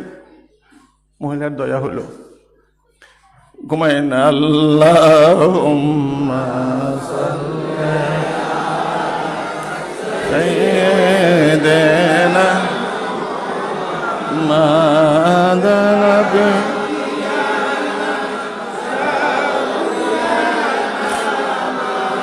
মাওলানা মুহাম্মাদ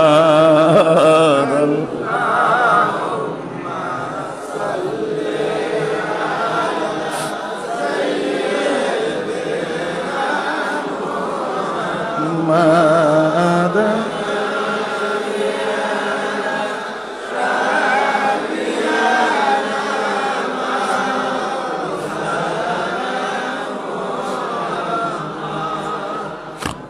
মহিলা সকালবেলা দয়া হইল, এটা কুরআনি হাতে দিলেন। মা, একটু যদি হাতটা খুলে দাও। কসম আল্লাহর, আমরা বিশ্বাসঘাতকতা করি না। আমি কিভাবে পরিষ্কার করি? আমার একটু হাতটা খুলে দাও, হাতটা একটু খুলে দাও। মহিলার দয়া হলো, হাতটা খুলে দিলেন। উল্টা দিকে ফিরে তিনি নিজকে পবিত্র করে নিচ্ছেন। আজকে তাকে শুলিতে চড়ানো হবে, ডিক্লেয়ার 40 দিন শেষ। নিজকে পরিষ্কার করে নিচ্ছেন। মহিলার একটা বাচ্চা আইয়া খেলতে খেলতে খেলতে কাছে চলেছে। খুঁটটা রাখি বাচ্চাটাকে একটু কোলে নিলেন। তোরা এই দর্শন, তুমি আমার বাচ্চাকে জবাই করবে? কসম আল্লাহর, মা, মুসলমান বিশ্বাসঘাতকতা করে না। নাবালক শিশু, তার বলতে অপরাধ বলতে কিছু নেই। তোমার হাত ঘুরি, না না না না, তুমি কোলে নিলেন, এটা চুমা দিয়ে বললেন, মা, আসার সময় আমার একটা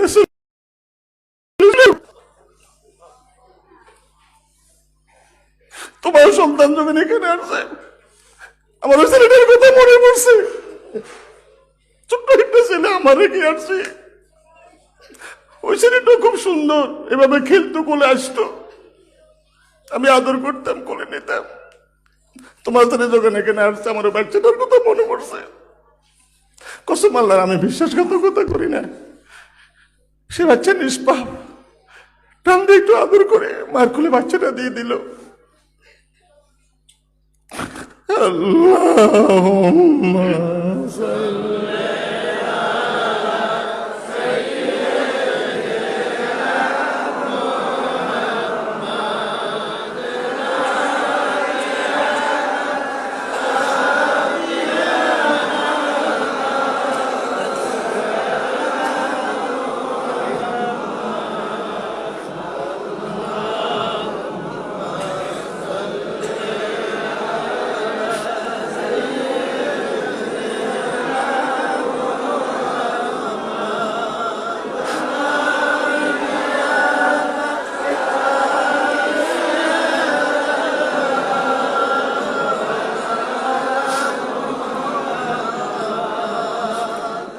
এসে পার করে নিলেন। 40 জন যুবক আসলো। দুপুরের পরে কি নির্মম অত্যাচার! টান দিয়ে নিয়ে বান্ধা, হাত পা বান্ধা নিশুলিতে চড়াইল। 40 জন যুবককে নির্ধারণ করলো কতল করার জন্য, কষ্ট দিয়ে অত্যাচার করে তাকে শহীদ করবে। কেউ ছুরি চালায়, কেউ তীর চালায়, এভাবে দেখে তার শরীর ধার পরীক্ষা করে। তিনি কাঁদতেছেন আর বলতেছেন, তোমরা আমাকে এইভাবে করো, বলে এইভাবে তোমাকে শহীদ করা হবে, কতল করা হবে। একজন থেকে বললেন, একটা কাজ করো। কি? মরণ মুহূর্তে যত কিছু হোক, আমরা তো মানুষ, যত কিছু হোক, মরণ মুহূর্তে অনেকের কিছু খাওয়ার চাহিদা থাকে, কিছু খেতে চায়। তারে বলো কিছু খাবো কিনা। একজন বললেন, খোবায়েব, তুমি কি কিছু খাইতে চাও? কি খাবে? তুমি যা খাইতে চাও আমরা খাওয়াবো। কান্দা দিয়ে বলেন, আমার খাওয়ার কোনো ইচ্ছে নাই, তোমার যদি একটু সুযোগ দাও। কি? তোমার তো দিবা না মনে হয়। বলো না কি? আমার 2 রাকাত নামাজ পড়ার সুযোগ দাও। কিছু খাবো না, একটু আমার আল্লাহর সাথে কথা বলবো, আর কিছু বলবো না।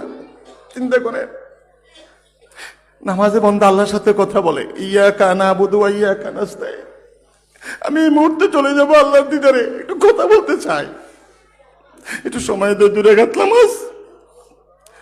অনেকে না, এটা দেওয়া যাবে না, এটার বিরুদ্ধে তো আমাদের সবকিছু। চিন্তা করেন, 2 রাকাত নামাজের সময় দিতেছে না তারা।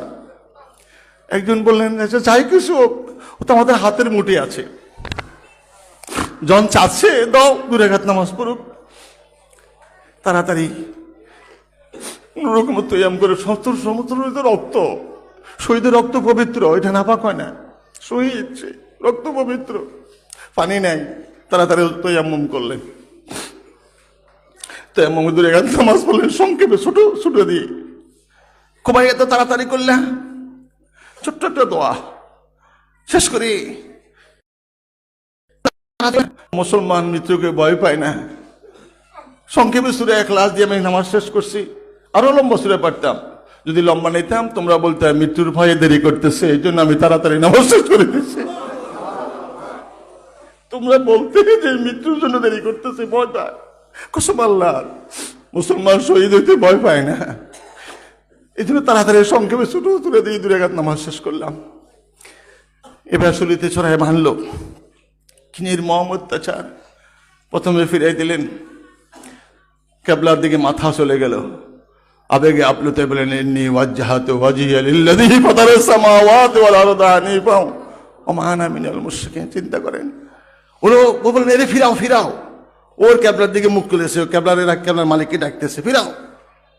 অন্যদিকে কিবলার বিপরীত দিকে গর্দান ফিরিয়ে দিল, বললেন আলিল্লাহিল মাশরিকু ওয়াল মাগরিবু ফাআইনামা তুওয়াল্লু ফাসাম্মা ওয়াজহুল্লাহ। চিন্তা করেন ওই মুহূর্তে সে আল্লাহ কিভাবে স্মরণ করছে। পুরো বচন সবই আল্লাহর, যেদিকে মুখ ঘুরাবে আল্লাহর কুদরত জালালিয়া তুমি দেখতে থাকবে, আল্লাহরে দেখবে। এবার বলেন উপর করে দাও। ও যেদিকে ঘুরে তার আল্লাহরে স্মরণ করে, উপর করে দাও। উপর করে দিলেন, বলেন মিনহা খালাকনাকুম ওয়া ফিহা নুঈদুকুম ওয়া মিনহা নুখরিজুকুম তারাতান উখরা। এই মাটি থেকে আমাকে তৈরি করা হয়েছে, আমি এই মাটির গর্ভে যাব, আবার এই মাটির গর্ভে থেকে আমাকে উদ্ধার করা হবে। এ বলে আর সময় দেওয়া যাবে না, শুরু হলো নির্মম অত্যাচার। কান্দিয়া বললেন পরওয়ারদিগার তুমি তো দেখতেছো, আমার জীবনের শেষ সালাম তোমার হাবিবের কাছে পৌঁছাই দিও। আল্লাহ ইমান রক্ষা করছো, আমার এইভাবে শহীদ মৃত্যু দিয়েছো, আমার দেহটাও তুমি কাফেরের হাত থেকে রক্ষা করো, নাফাকের কাছে আমার দেহটা তুমি রাখো না আল্লাহ। বিদায় মুহূর্তে রাসূলুল্লাহ সাল্লাল্লাহু আলাইহি ওয়াসাল্লাম ওই মুহূর্তে একজন আঘাত করে বললেন এখনো সময় আছে, তুই এ কথাটা বল, এই জায়গা যদি মোহাম্মদ হইতো, মোহাম্মদের জায়গা যদি তুই থাকতি তাহলে তো কেমন হইতো, তোর মুক্ত করে দি। ধমক দিবেন কসম আল্লাহর, আমার জীবন থাকতে যেন আমি এই কথা না শুনি যে রাসূল ঘরে বসে একটা কাঁঠাল আঘাত লাগছে, এটাও তো আমার আল্লাহ আমাকে না শোনায়, এর আগে যেন আমাকে শহীদ করে দেয় আল্লাহ, আমি ওটাও শুনতে রাজি না। চিন্তা করেছেন জানটা কোথায়? সাহাবীদের মহব্বত রাসূলুল্লাহ পরে নিজের জান দিতে পারে, হুজুরের গায়ে কাটা ফুটতে, এটাও তারা চায় না যে কষ্টটা আমার কানে আসুক, এর আগে আল্লাহ আমার মৃত্যু দিয়ে দুঃখ শহীদ হয়ে যায়, যেন এটাও আমি না শুনি যে আমার রাসূল ঘরে বসে একটা কাটা ফুটছে, ওই কষ্টটা যেন আমি সইতে না পারি। আল্লাহ আমি সইতে পারবো না। চিন্তা করেছেন নির্মম ভাবে শহীদ করে দিল। ওদের মসজিদ নববীতে বসা আসর পরে ওয়া আলাইকুম আসসালাম ইয়া খুবাইব, থমকে উঠলেন সাহাবীরা, জর্জর করে পানি ঝরছে খুবাইব রাসূলুল্লাহর চোখ দিয়ে। ইয়া রাসূলুল্লাহ কি বললেন? খুবাইবের সালাম। এই মাত্র আমার খুবাইবকে শহীদ করে দেওয়া হয়েছে। খুবাইব জীবনের শেষ আমাকে একটা সালাম জানাইছেন, আল্লাহ জিবরীলের মাধ্যমে সেই সালাম আমার কাছে পৌঁছাই দিয়েছেন, আমি সালামের জবাব দিয়েছি। খুবাইব পানা চাইছেন, ইমান আল্লাহ মুক্ত করছেন শহীদ মৃত্যু, এবং খুবাইব আল্লাহর কাছে পানা চাইছেন, আল্লাহ আমার দেহটাও তুমি কাফেরের কাছে রাখো না, অপবিত্রদের কাছে দেহটাও তুমি পাক করে নিও আল্লাহ। কে পারবে? দাঁড়াও, সন্ধ্যা হয়ে গেছে, দাঁড়াও। মাগরিবের পরে বললেন দাঁড়াও, কে পারবে? খুবাইবের লাশ, 2জন লোক চাই আমি আমার খুবাইবের লাশটা নিয়ে আসবে, কে পারবে? দাঁড়াও। 2জন দাঁড়া গেলে, হুজুর আমরা পারবো, যাও আমার খুবাইবের লাশটা নিয়ে আসো। মক্কার সামনে এভাবে শুলিতে বিদ্ধ করে মৃত লাশ ঝুলিয়ে রাখা হয়েছে। কাফেররা এশার নামাজের পরে, নামাজ তো নাই, রাত্রে গভীর হয়ে গেছে, ঘুমাই গেছে, 2জন যায় সাহাবীরা হাজির, লাশ খুলতেছেন, খুলে ঘোড়ার ফিটে নিলেন। শয়তান জাবালে আবু বকর ধরে দাঁড়ায়, ওই কাফেররা মক্কাবাসীরা ঘুমাস, খুবাইবের লাশ তার সাহাবীরা নিয়ে যাচ্ছেন, ওদের মুহাম্মদের সাহাবীরা, তাড়াতাড়ি দৌড়াও, তাড়াতাড়ি দৌড়াও। শয়তান আহ্বান করছেন মক্কাবাসী কাফেরদেরকে, সবাই ঘুম দিয়ে লাফ দিয়ে যে শুলিতে লাশ নেই, দেশের দৌড় দৌড়তে দৌড়তে দেখেন কতটুকু আসলেন। ওরা দেখলেন শত শত ঘোড়া আটকে যাবেন, আর আত্মরক্ষার জন্য কি করবেন, লাশটা ছেড়ে দিলেন। ওরা দৌড়ায় গেল, হুর করে আকাশ থেকে একটা সুন্দর নূর আইসা জ্বালায় পয়া চলে গেল, লাশটা নিষ্পেষিত হয়ে গেল, কাফের হাত থেকে আল্লাহ মুক্ত করে নিলেন। বুঝেছেন? এখন এলে সাহাবীদের জীবন। হুজুর বলছেন আসসাহাবিয়্যু কান্নুজুম বিআইহিম ইহতাদাত, আরো আছে। তাই ওদের যুদ্ধে সাহাবীদের কি নির্মম, আন-নবী আওলা বিল মুমিনিনা মিন আনফুসিহিম ওয়া আজওয়াজুহুম উম্মাহাতুহুম। আমার আল্লাহ বলেন, আমার নবী ইমানদারদের কাছে তাদের জানটার চেয়ে বেশি প্রিয়।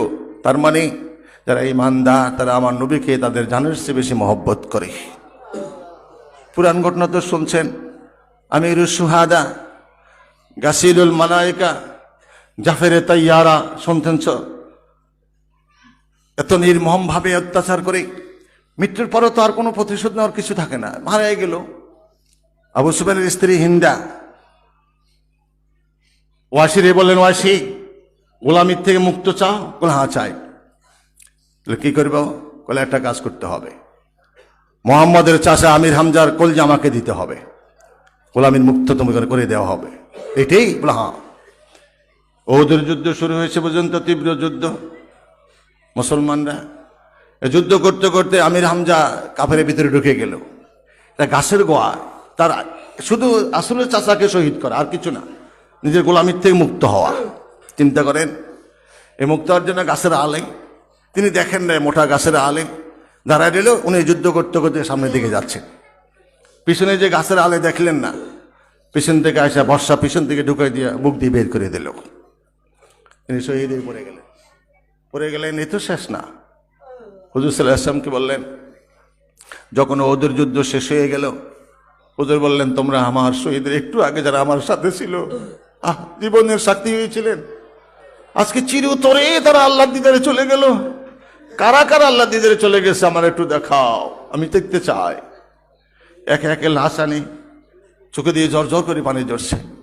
একটা লাশ এত বিকৃত চেহারা। হুজুর চিন্তা করলেন, এত নিষ্ঠুর মানুষ কিভাবে এভাবে মানুষের অত্যাচার করতে পারে? মৃত্যুর পরও তার এত জিদ থাকার কথা না। নাক কেটে নিয়ে গেলেন, চোখ উপরে নিয়ে গেল, কান কাটা নিয়ে গেল, জিহ্বাটা কাটা নিয়ে গেল, লজ্জাস্থান কেটে নেওয়া হলো, বুকটা চিরা কলজাটাও বের করে নিয়ে চলে গেল।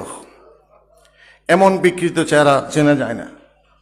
হুজুর দাঁড়ায় রইলেন, একে একে লাশ আনতেছে। ভালো করে চেয়ে দেখলেন, কাঞ্চনা বলছেন, কার সাথে নির্মম ব্যবহার? ভালো করে চেয়ে দেখলেন, নিজেরই চাচা আমির হামজা। তিনি আর শুতে পারলেন না, কান্দতে কান্দতে বসে যেয়ে বললেন, আমার এই এক চাচাকে এইভাবে এত নিষ্ঠুর, নাক কেটে নিল শহীদের পরে, কান কেটে নিল, চোখ উপরে নিল, জিহ্বা কেটে নিল, বুকটা কেটে কলজা নিয়ে গেল, লজ্জাস্থানটাও কেটে নিয়ে চলে গেল। কি মানুষ পারে এত নির্যাতন, এত নিষ্ঠুরতা? আমার এক চাচার বিনিময়ে 70 জন কাফের থেকে বদলা নিব আমি। এই হুজুরের প্রথম মুখ দিয়ে প্রতিশোধের কথা আসলো। এর আগে কোনোদিন হুজুর প্রতিশোধের কথা বলেন। তাহলে চাচারে শহীদ হওয়াটা হুজুর কত কষ্ট পাইলে হুজুর বলতে পারেন, এক চাচার বিনিময়ে 70 জন কাফেরের বদলা নিব। যেখানে হুজুর সাল্লাল্লাহু আলাইহি ওয়াসাল্লামের 29 দিন ছিল, এক ফোঁটা পানি তায়েববাসী দেয় নাই। আঘাত করে 3 বার হুজুরকে বেহুশ করে ফিরে ফেললেন।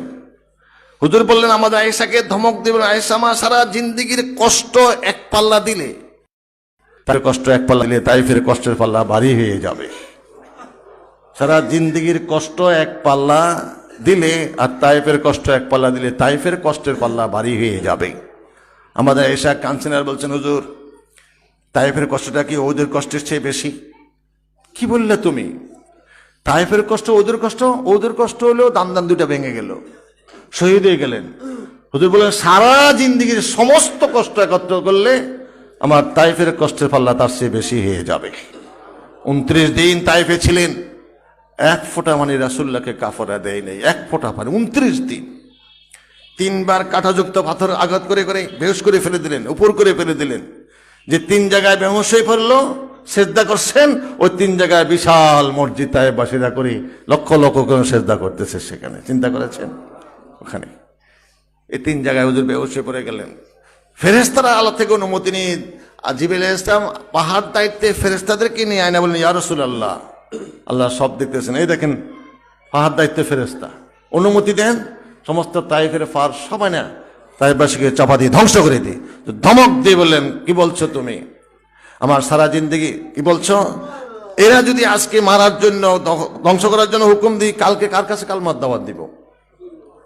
এরাও যদি গ্রহণ না করে, একদিন আসবে এদের সন্তান, এদের সন্তানের সন্তানরা হলে তো একদিন আমার আল্লাহকে আল্লাহ বলে মেনে নেবে, আমাকে রাসূল বলে গ্রহণ করবে। সুতরাং সরে যাও জিবরাইল, আমি ধ্বংসের নবী না, আমি ধ্বংস করতে আসি নাই, এই অনুমতি আমি দিতে পারি না।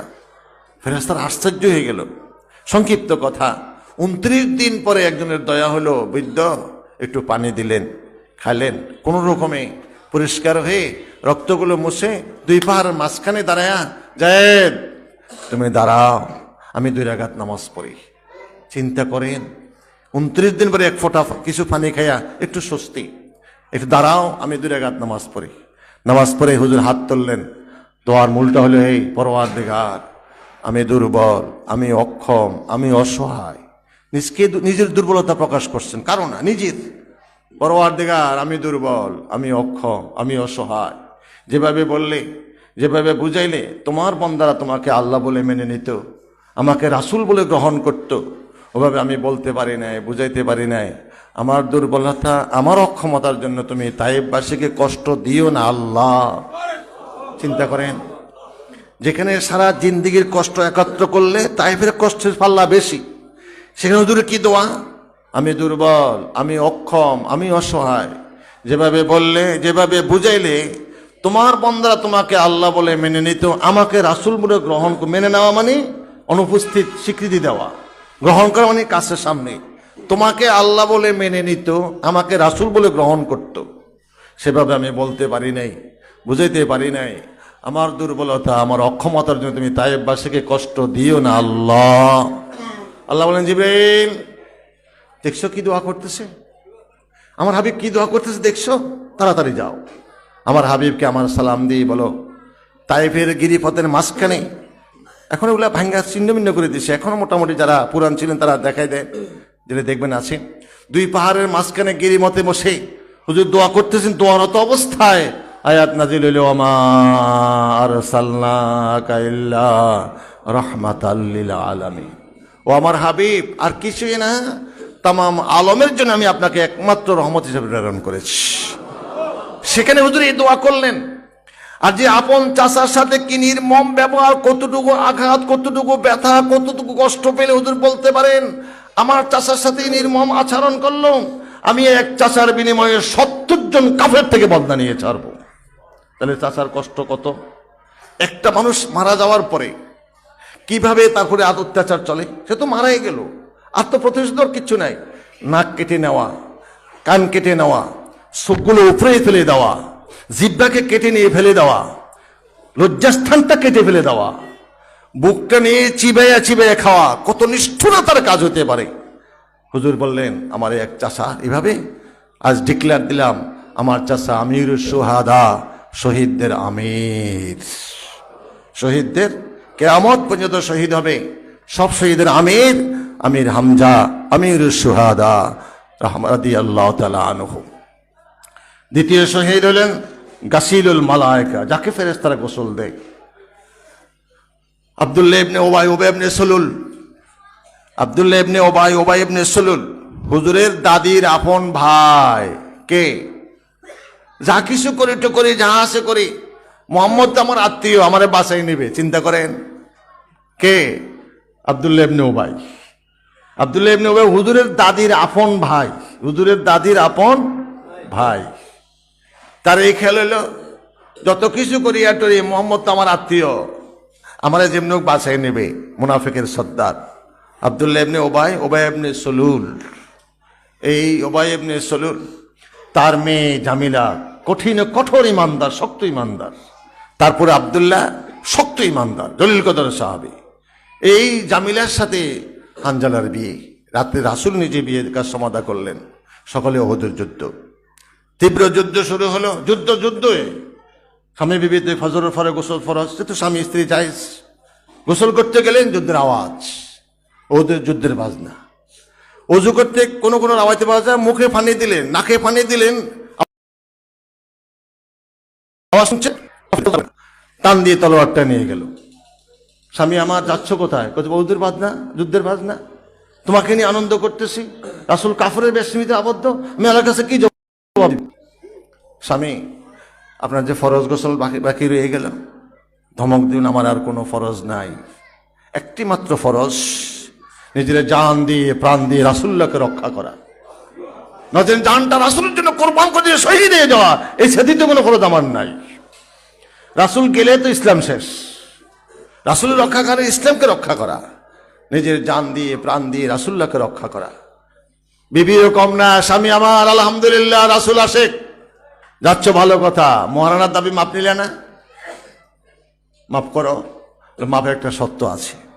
কি সত্য আছে?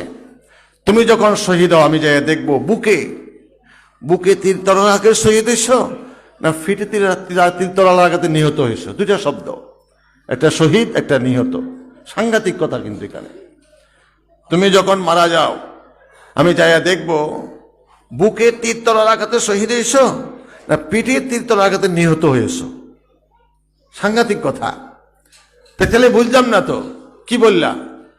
বলে শহীদ হলে মরণার দাবি মাফ, নিহত হলে মরণার দাবি মাফ নাই। সাংঘাতিক দাবি। এটা কি করে বুঝলা? যখন দেখবো বুকের তীর তরবারি তুমি শহীদ হয়েছো, তাহলে মনে করবো তীব্র যুদ্ধের সময় আমার রাসূলকে রক্ষার জন্য বুকটা ঢাল বানিয়ে দিয়েছো। তখন মনে করবো যে রাসূলের মহব্বতে নিজে শহীদ হয়েছ, তোমার মরণার দাবি মাফ করে দেওয়া হবে। যদি দেখি পিঠে তীর তরবারিতে তুমি নিহত হয়েছো, তাহলে মনে করবো না তুমি নিজের জানের ভয়ে পলাইতেছিলে, পিছন থেকে কাফের আঘাত করে তোমাকে কতল করছে, তুমি দুশ্মন শত্রু রাসূলের দুশ্মন, যুদ্ধের থেকে তুমি পালিয়ে আসছো, তোমার মরণের দাবি আমি জামিলা মাফ করব না। চিন্তা করেছে? একে একে 69 জন 70 জন শহীদ উহুদের প্রান্তরে হুজুরের জন্য বুকটা ঢাল বানিয়ে দিলেন। এবার লাশ আনতেছে সকলের লাশ আসলো, কিন্তু হুজুরের সামনে হানজালা শহীদ হলেন, কিন্তু হানজালার লাশ নাই। হুজুর কান্দা দিয়ে বললেন, সকলের লাশ পাওয়া গেল, আমার হানজালার লাশ। একজন হুজুর, হানজালা তো যুদ্ধে আসে নাই, তো কালকে আপনি তো বিবে পড়াইলেন জামিলা শ্বশুর বাড়িতে। ধমক দিয়ে বললেন, কে বলছে? আমি দেখলাম হানজালা আমার সামনে তার বুকটা ঢাল বানায় দিয়ে আমাকে রক্ষার জন্য ভাবে নিজে শহীদ হয়ে গেল। কে বলছে হানজালা যুদ্ধে আসে নাই? দৌড়ে আসতেছে মহিলা, বলে কে? চেয়ে দেখলেন জামিলা। জামিলা আসতেছে, তার স্বামী যে শহীদ হয়ে গেল এবং শহীদের লাশটাও নাই, আমি তার কি জবাব দিব? ঠেকাও। আল্লাহ বলে, হাবিব কান্দেন না, একটু উপরের দিকে তাকান। হুজুর কাঁদতেছেন, চোখে পানি যাচ্ছে, তাকাই দেখলেন বেহেশতের হাউজে কাউসার পানি দিয়ে হানজালাকে ফেরেশতারা গোসল দিতেছে। হুজুর আশ্চর্য হলেন, শহীদের তো গোসল নাই, শহীদের গোসল নাই। এই যে হাত কাটলো, পা কাটলো, মাথা আলাদা হয়ে গেল, এই দেহ নিয়ে হাসরের মাঠে উঠবে শহীদ। রক্ত মাখা, রক্ত ধোয়া হারাম, নাজাইজ। শহীদের রক্ত পাক, এই রক্ত ধোয়া নিষেধ, গোসল নাই শহীদের। এই রক্ত মাখা দেহ নিয়ে হাসর দিন শহীদ উঠবে, রক্ত টকটক করে পড়তে, সব জমা রয়ে গেছে, হাত পাতা কাটা সব রক্ত রয়ে গেছে। যে উঠবো রক্ত টকটক করে পড়তে থাকবে। শহীদ মানে সাক্ষী, দিনের জন্য সাক্ষী, জান দিয়েছেন সাক্ষী, শহীদ। আল্লাহ বলবেন যাও বেহেশতের দিকে। শহীদরা বলবেন, পরওয়ারদিগার, এই যে দেহ রক্ত দিয়েছি, মায়ের তাজা রক্ত শুষে শুষে আমার প্রথম দেহ, মায়ের তাজা রক্ত শুষে শুষে, বাপ মাতার গাম পায়ে ফেলে দিয়ে, নিজের জান মাল রক্ত মাংস ফানি করে দিয়ে আমাদের জন্য ব্যবস্থা, রিজিক, চাকরি বাকরি, ব্যবসা বাণিজ্য, চাষাবাদ করে এই রিজিক, তুমি রিজিকের মালিক উছিলা। মা বাপ, সেই বাপ আজ দুযোগে, মা আজ দুযোগে, ভাই বোন আদর করেছিল, স্নেহ করছিল, চুমা দিয়েছিল, কোলে নিয়েছিল, প্রতিবেশীরা আমাকে মহব্বত করছিল। আর সবাই দুযোগে, আমি একা বেহেশতে যাব না। আমার মা বাপ দুযোগে, ভাই বোন দুযোগে, আমি একা বেহেশতে যাব না। আমার আল্লাহ বলবেন সুপারিশ করো। ওরা সুপারিশ করবে, যত ফোঁটা রক্ত, শহীদের রক্ত পবিত্র, যত ফোঁটা রক্ত তার শরীর থেকে পড়বে, প্রত্যেকটা ফোঁটার জন্য এক একজন জাহান্নামীকে মুক্ত করে আল্লাহ বেহেশত দান করবেন। আল্লাহুম্মা সাল্লি আলা সাইয়্যিদিনা মুহাম্মাদ নাবিয়্যিনা শাফি'না মাওলানা মুহাম্মাদ।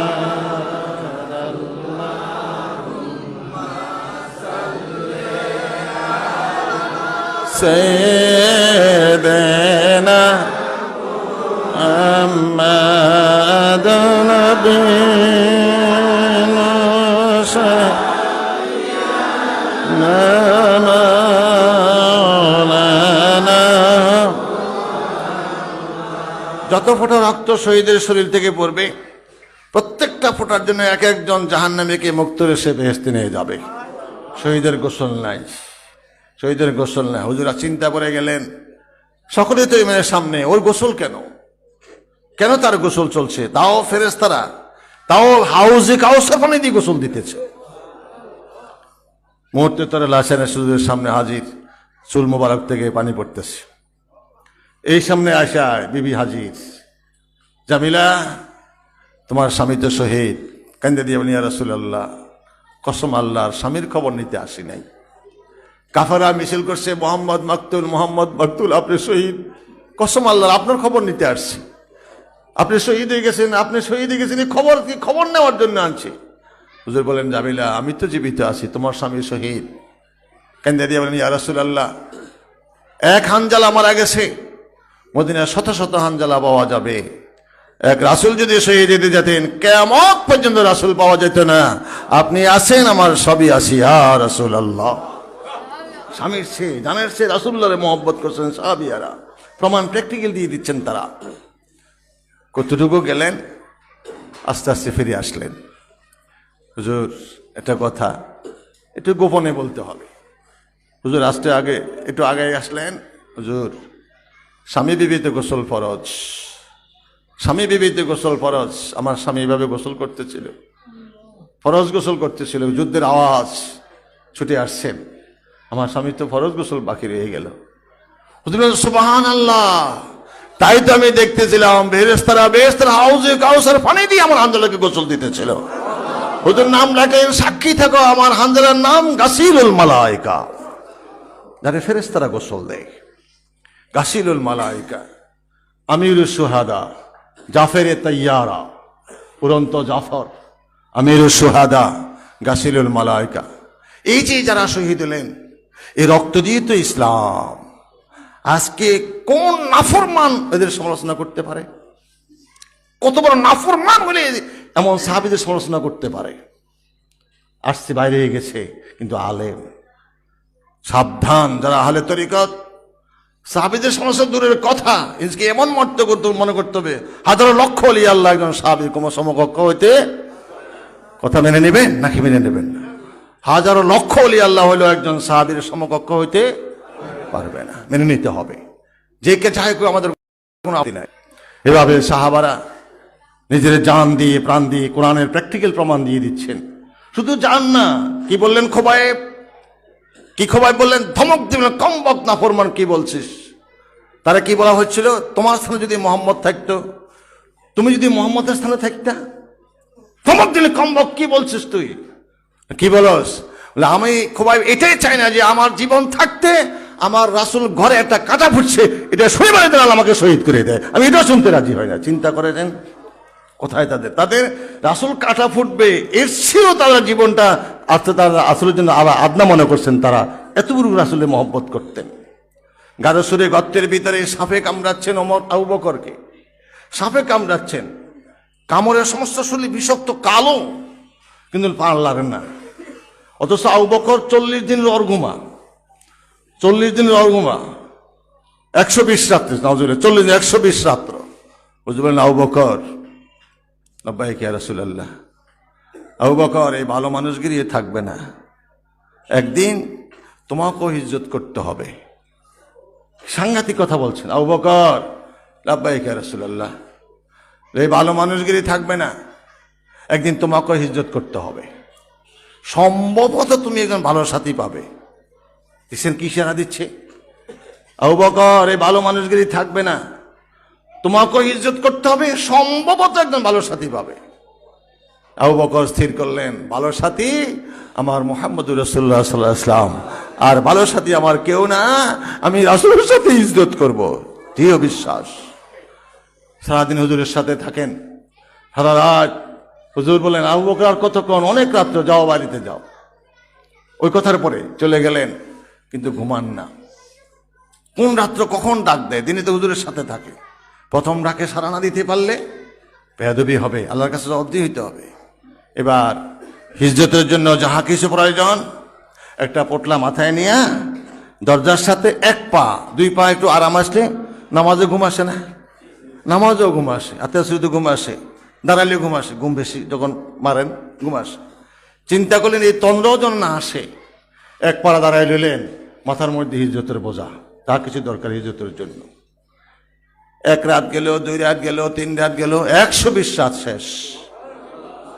বিছানার সাথে পিঠ বাজান নাই, বিছানার সাথে পিঠ বাজান নাই। এভাবে 120 দিন পরে গভীর রজনীতে আবু বকর লাব্বাইক করে দরজা খুলে দিয়ে বাইরে আসলেন। আবু বকর চলো চলো তাড়াতাড়ি চাচ্ছেন, একবার ডানে, একবার বামে, একবার সামনে, একবার পিছনে। আবু বকর পাগলামি করো কেন? হুজুর ভয় হয়, কাফেররা তো পিছন থেকে তো আসতে পারে, আপনাকে দেখে তীর নিক্ষেপ করবে। আমার ভয় হইতেছে যদি আমি ডান দিকে দেখি মনে হচ্ছে বাম দিক থেকে তীর আসতেছে, বামে চলে যায়। আবার ভয় হইতে না পিছন থেকে তো পিছনে চলে যায়, মনে হচ্ছে সামনের দিকে সামনে চলে যায়। আমি আবু বকর সাথে থাকতে আপনার গায়ে তীর বাঁধবে বিঁধবে, আমি আবু বকর সইতে পারবো না ইয়া রাসূলুল্লাহ, আমি পাগল হয়ে গেছি হুজুর। হুজুর বললেন আবু বকর প্রথম ডাকে বাইরে আসলে ঘুমাও নাই? কেন বলি ইয়া রাসূলুল্লাহ কসম আল্লাহ আজ 120 রাত্র পর্যন্ত বিছানার সাথে পিঠ বাজাই নাই। কেন? যেদিন বললেন আবু বকর এ ভালো মানুষগিরিও থাকবে না, তোমাকেও হিজরত করতে হবে। আমি চিন্তা করছি ভালো সাথী যেন পাবো, বলছেন আপনি ছাড়া আমার দ্বিতীয় ভালো সাথী কেউ হতে পারে না, আপনার সাথে আমি হিজরত করব। তাই সারাদিনে আপনার সাথে, রাত্রে অর্ধাংশ আপনার সাথে, নির্দেশ দিলে আসি, ওই সময়টুকু এক পা দরজার সাথে হিজরতের জন্য যাহা প্রয়োজন মাথায় নিয়ে দাঁড়ায় থাকি। 120 রাত্র আমি বিছানার সাথে পিঠ বাজাই নাই। চলতেছেন ইন্না লিল্লাহি ওয়া ইন্না ইলাইহি রাজিউন। থমকে গেলেন আবু বকর। ইয়া রাসূলুল্লাহ কি হইলো? চলো না, কি হইলো? চলো। হুজুর বলছেন কিছু না, এটা ভুল, এটা মিথ্যা কথা। হুজুর মিথ্যা কথা বলেন নাই। অনেকে বলে কিছু না বলতে হলে কিছু তো হয়েছে, হুজুর কি মিথ্যা কথা বলছেন?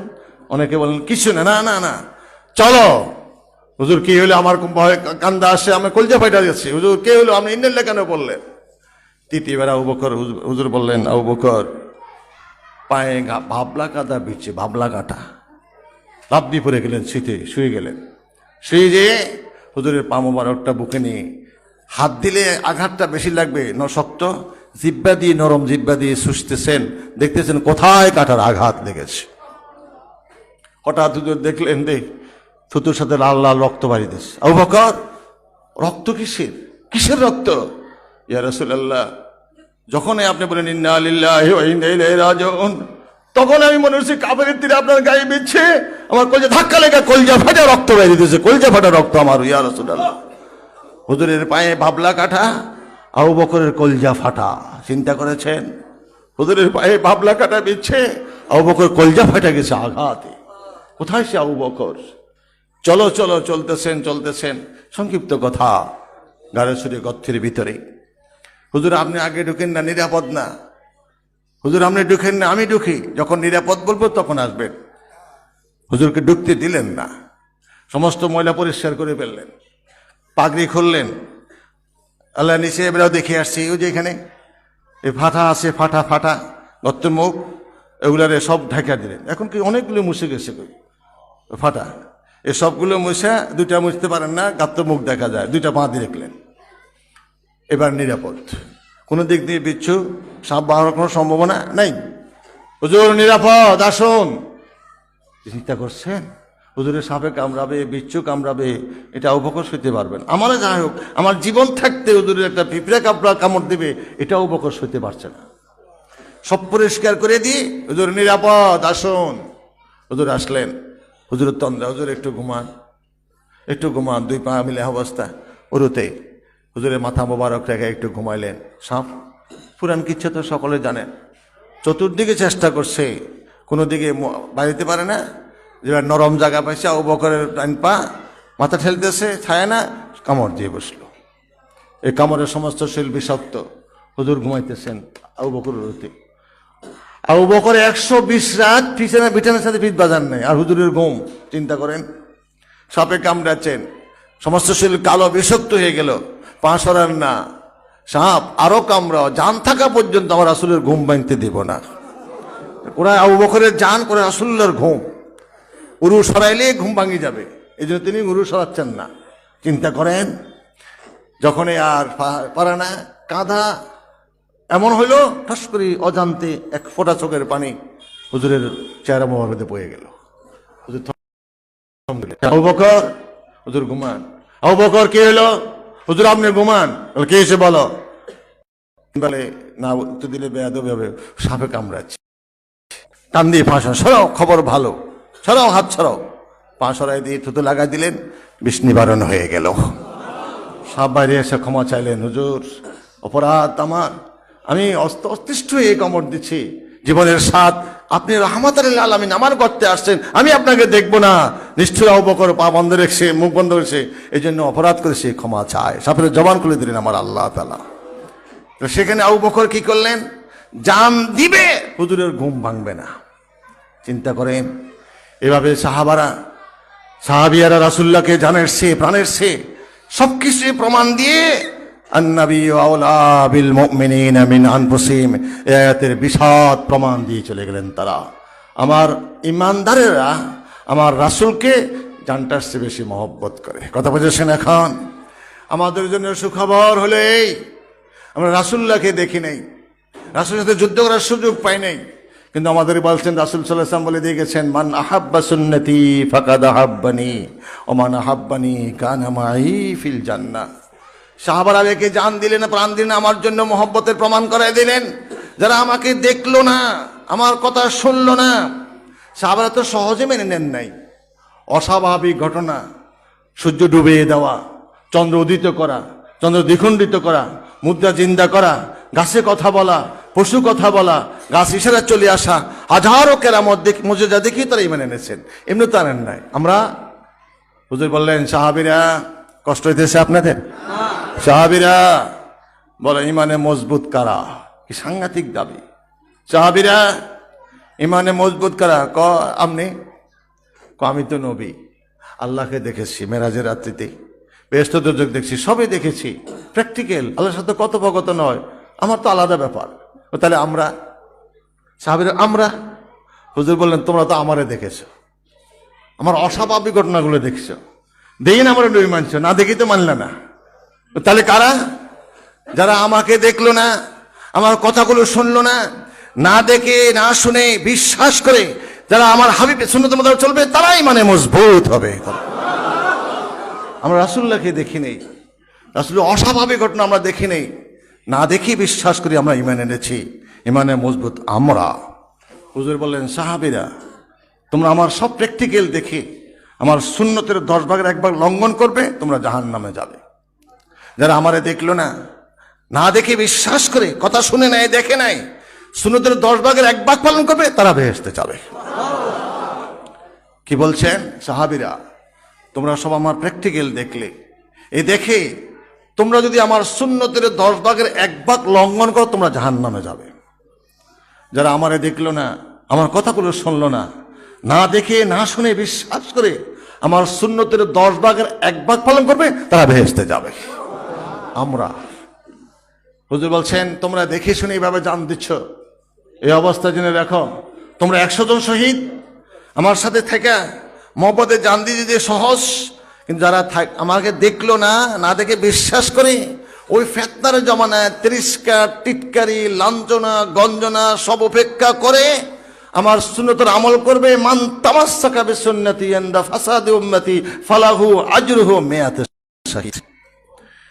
যারা আমাকে দেখলো না, আমার কথা শুনলো না, আমার না শুনে না দেখে বিশ্বাস করে আমারে মহব্বত করে তারা আমার সুন্নতের আমল করবে, গাসিলুল মালায়েকা, আমিরুশ শুহাদা, জাফর তাইয়ারার মতো 100 জন গলাকাটা শহীদের সব তাদের আমলনামা লিখে দেওয়া হবে। তাহলে কি ভালো না খারাপ হয়েছে? হুজুর কিলে আল্লাহ রাসূলের জামানায় দিল না, দিলে আরে শহীদ হয়ে যেতাম। দিলে শহীদ না, দিলে তুমি কাফের হয়ে হুজুরের বিরুদ্ধে যুদ্ধ করতে। আল্লাহ বালা বুঝে না, তুমি বালা বুঝো। আল্লাহ কেন দিল না? দিলে কিতাম, দিলে রাসূলের সাহাবী হয়ে যেতাম, এভাবে জান দিতাম শহীদের। না না না, অথবা তুমি কাফের দলে থেকে রাসূলের বিরুদ্ধে যুদ্ধ করতে পারতা। যখনই ভালো হবে, যা ভালো হবে তাই আল্লাহ করেছেন, এই জন্য বান্দা আল্লাহর উপরে নির্ভরশীল থাকতে হবে। আল্লাহ যখন যা করে ভালোর জন্য করে। সুসংবাদ আমাদের জন্য কম দেয় নাই রাসূলুল্লাহ, মান আহাব্বা সুন্নতি ফাকাদ আহাব্বানি ওয়া মান আহাব্বানি কানা মাই ফিল জান্নাহ। এভাবে দেখাই দিলেন। হুজুর বললেন, যারা আমাকে দেখলো না, মহব্বত করে আমার সুন্নাতের আমল করবে, এইভাবে আমি আর সে একসাথে বেহেশতে থাকবো। চিন্তা করেছেন? একসাথে, সামনে ডাইনে বামে পিছে জায়গা নাই, কাছাকাছি জায়গা আছে, কাছাকাছি জায়গা আছে। হুজুর যখন মদিনা গেলেন 10 বছরের একটা বাচ্চা নিয়ে, সকল পুরুষেরা সামনে, ওই মহিলা পুরুষের ভিতরে ঢুকতে পারে না। পুরুষ যখন সরে গেল, কিছু কিছু লোক আসে, হুজুর খেয়াল করছেন মহিলা অনেকক্ষণ দাঁড়ায় রইল। মহিলারা ডাক দাও, ডাক দিলেন। মা বলে, ইয়া রাসূলুল্লাহ, আপনার কথা বহু আগে শুনেছি, ইমানে নিয়ে বিশ্বাস করেছি, সব কিছু করেছি। আমার এই ছেলে এতিম, অসহায়, আমার এই ছেলে বয়স 10 বছর চলে, আপনার খেদমতে আমি আর ছেলেটা রাখতে চাই। তার নাম কি? আনাস রাদিয়াল্লাহু তাআলা আনহু, আনাস ইবনে মালিক। নামটা কি? আনাস। 10 বছরের বাচ্চা, খেদমত, খেদমত, এই খেদমত করতেছে। মা বললেন, খেদমতে থাকো, সাবধান, কোনোদিন কোনো কিছু হুজুর থেকে চাইও না। যদি চাও তাহলে আমার মা দাবি থাকবে, চাইও না। যদি রাসূল কোনোদিন খুশি ইচ্ছা কিছু দেয় তাহলে সেটা অন্য ব্যাপার, চাইও না। হুজুর থেকে কোনো কিছু চাইয়া নিও না। খেদমত করতে করতে 10 বছর শেষ হয়ে গেল, তো 10 এ 10 কত? 20। শীতের রাত্র, আমরা তো খেদমত জানি না। হুজুরের খেদমত সাহাবেরা কেমন ভাবে করছেন শুনেন। আনাস রাদিয়াল্লাহু কি করলো? শীতের রাত্র, হুজুর উঠবে, হুজুর উঠবে, হুজুর মেসওয়াক করবে এবং একটু গরম পানি দিয়ে উজু করবে। গরম পানি করে, গরম পানি করে ওই মেসওয়াকটা, মাথাটা গরম পানির মধ্যে চুবে রেখেছে। কারণ ঠান্ডা পানি দিয়ে মেসওয়াক করতে গেলে মেসওয়াক তো ভিজাইতে হবে, ভিজাই তো মেসওয়াক করবে, ঠান্ডা পানি দিয়ে শুলে ঠান্ডা লাগবে না। হুজুর উঠবে, মেসওয়াক করবে, তাহলে মেসওয়াকটা নিয়ে গরম পানি করে মাথাটা গরম পানির মধ্যে ঢুকে রেখেছে। হুজুর চেয়ে দেখলো, আশ্চর্য, আশ্চর্য হলো, এইভাবে মেসওয়াক, এত এইভাবে। হুজুর, ঠান্ডা পানি দিলে আপনি কষ্ট হবে, দাঁতে ব্যথা পাবেন, দাঁতে ব্যথা পাবেন, এই জন্য গরম পানি দিয়ে চুবাই রাখছি।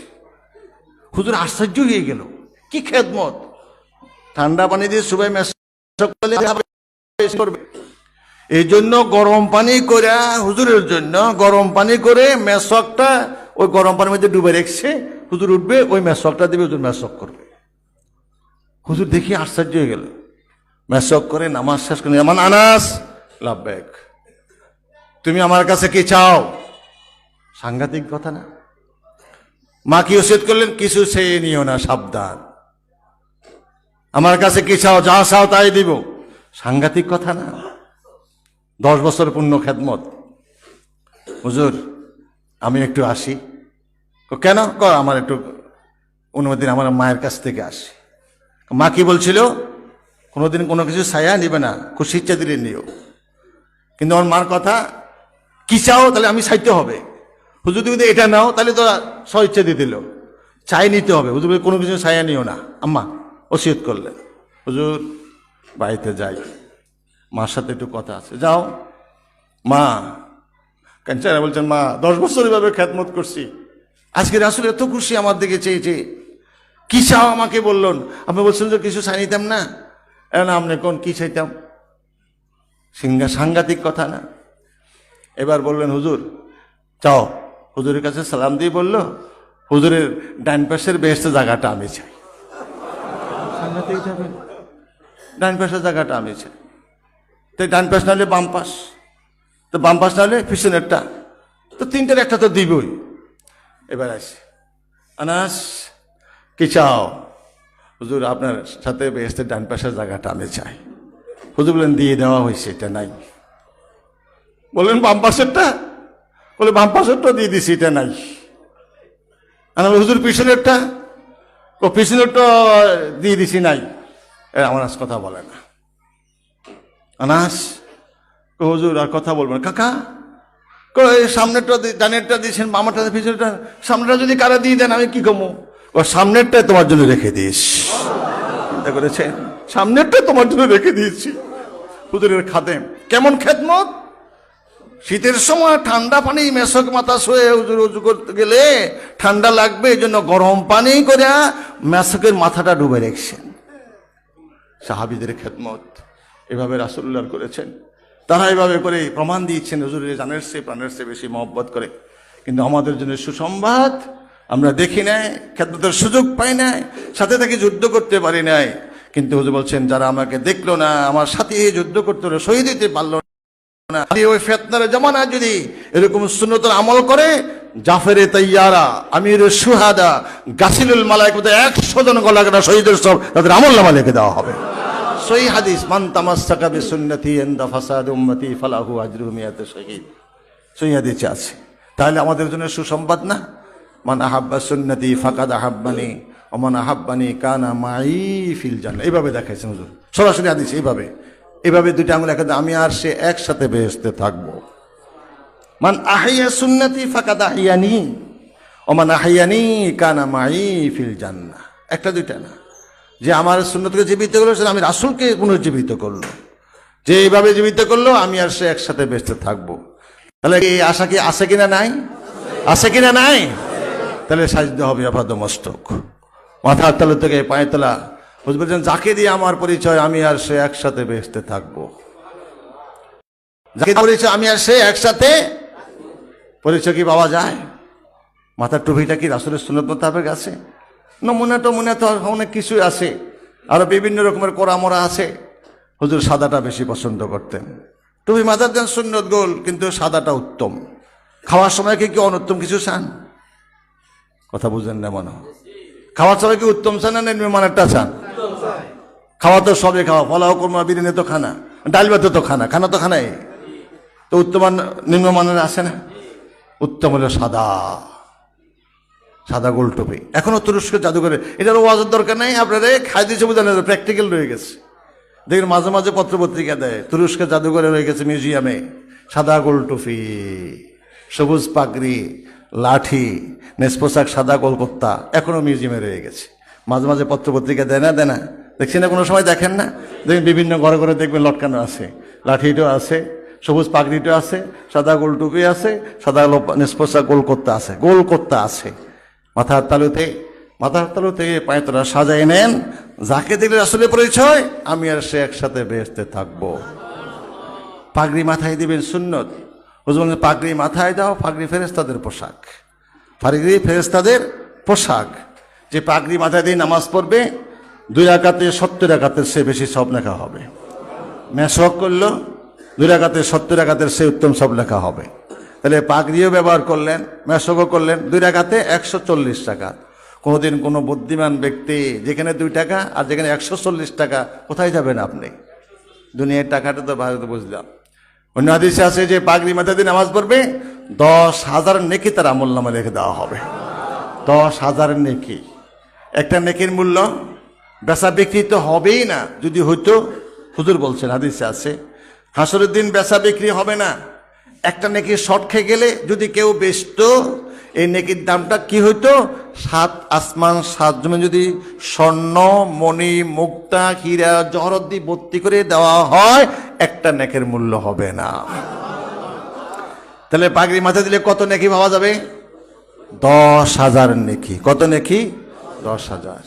এক জুমা পাগড়ি মাথায় দিয়ে নামাজ পড়লে 70 জুমার সব আমলনামা লিখে দেওয়া হবে। মাথা গোল, টুপি হবে গোল। জুতা লম্বা না গোল? কোনটা? কেন লম্বা? পা লম্বা নাকি? গোল জুতা নিয়ে সাফাই দেন তো, গালি দিতে পারবেন তো? জুতা পা লম্বা, জুতা কেমন হবে? তো মাথা গোল, টুপি কেমন হবে? আর বুঝান লাগবো? লম্বা দিলে মিলবো। ফসিলেন বাড়ি থাকতো না কেমা আমলা সাহাবে বোতা হাতুন সেপ্টা কলাত আইসারা দিতে না কানাত লাখু কুম্মাতুন বাইজ। কুম্মাতুন মানে গোলাকৃতি, বাইজা মানে সাদা। তিবিনেশ্বরী হাদিসে আছে। যে কোনো টুপি দেন, মাথা ঢাকি রাখা সুন্নত আদায় হবে, কিন্তু সাদাটা উত্তম সুন্নত। এটা আমি বলি না যে এটা জায়েজ, বলি না, সাদাটা উত্তম। যে কোনো কাফন পরায় কি কাফন করলে কাফন হবে না? হবে না? তা সাদা কেন? সাদা কেন? উত্তম কেন? সাদাটা উত্তম। কিন্তু সবুজ রঙে দিলে কি কাফন হবে না? কালো রঙে দিলে কি হবে না?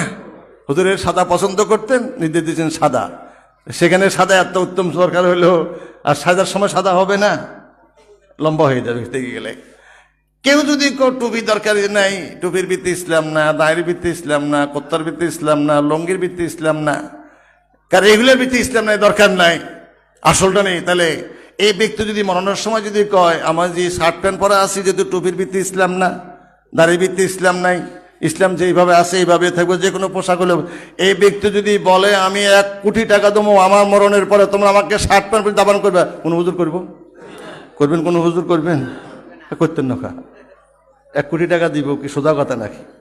এই মৌলবী কি যদি আর রাসূলের উম্মত হয় এই কাজ সে কোনোদিন করতো না। কারণ রাসূল সাল্লাল্লাহু আলাইহি ওয়াসাল্লাম বলছে মরণের পরে সাদা 3 টুকরা, তাহলে এই মৌলবী কি 1 কোটি টাকার বিনিময়ে দিব? তাহলে এই রাসূলের উম্মত না, রাসূলের আলাদা আম্বিয়া সে না। যদি হবে সে কোনোদিন অন্য কাপড় দিয়ে দিবে না। মারা গেছে রাস্তার মধ্যে ব্যারিকেড দেখায়, বাবা কিসে এই লোক মারা গেছে, কিন্তু শার্ট প্যান্ট পরা আছে, মুসলমান মারা গেছে, 3 টুকরা কাপড় দেখা আগ্রহ করে দিদি না, এটা লোক মারা গেছে মুসলমান। হ্যাঁ, সে যদি ওই সুরত থাকতো, এটা ফাঁকনি তার থাকতো, এটা নেশপোশাক কোথায় থাকতো, এটা ইজাত থাকতো, তাহলে তো খোঁজানোর দরকার হইতো না, খোঁজানোর দরকার হইতো। এই জন্য তরিকতপন্থীরা সাজিয়ে থাকবে, কখন জানি মৃত্যু আসে, মৃত্যু আসলে আর কার তাকে হাত পাতা লাগবে না, 3 টুকরা তার কাছে আছে, 3 টুকরা তাকে দাফন করা হয়ে যাবে, মৃত্যুর জন্য সদা সে প্রস্তুত থাকবে। বুঝেছেন? এখন যাই হোক, কেউ যদি 1 কোটি টাকা দিবে বলে, যদি আসলে সে রাসূলের প্রকৃত উম্মত হয়, সে দেখি শার্ট প্যান্ট পরে দাফন করবে?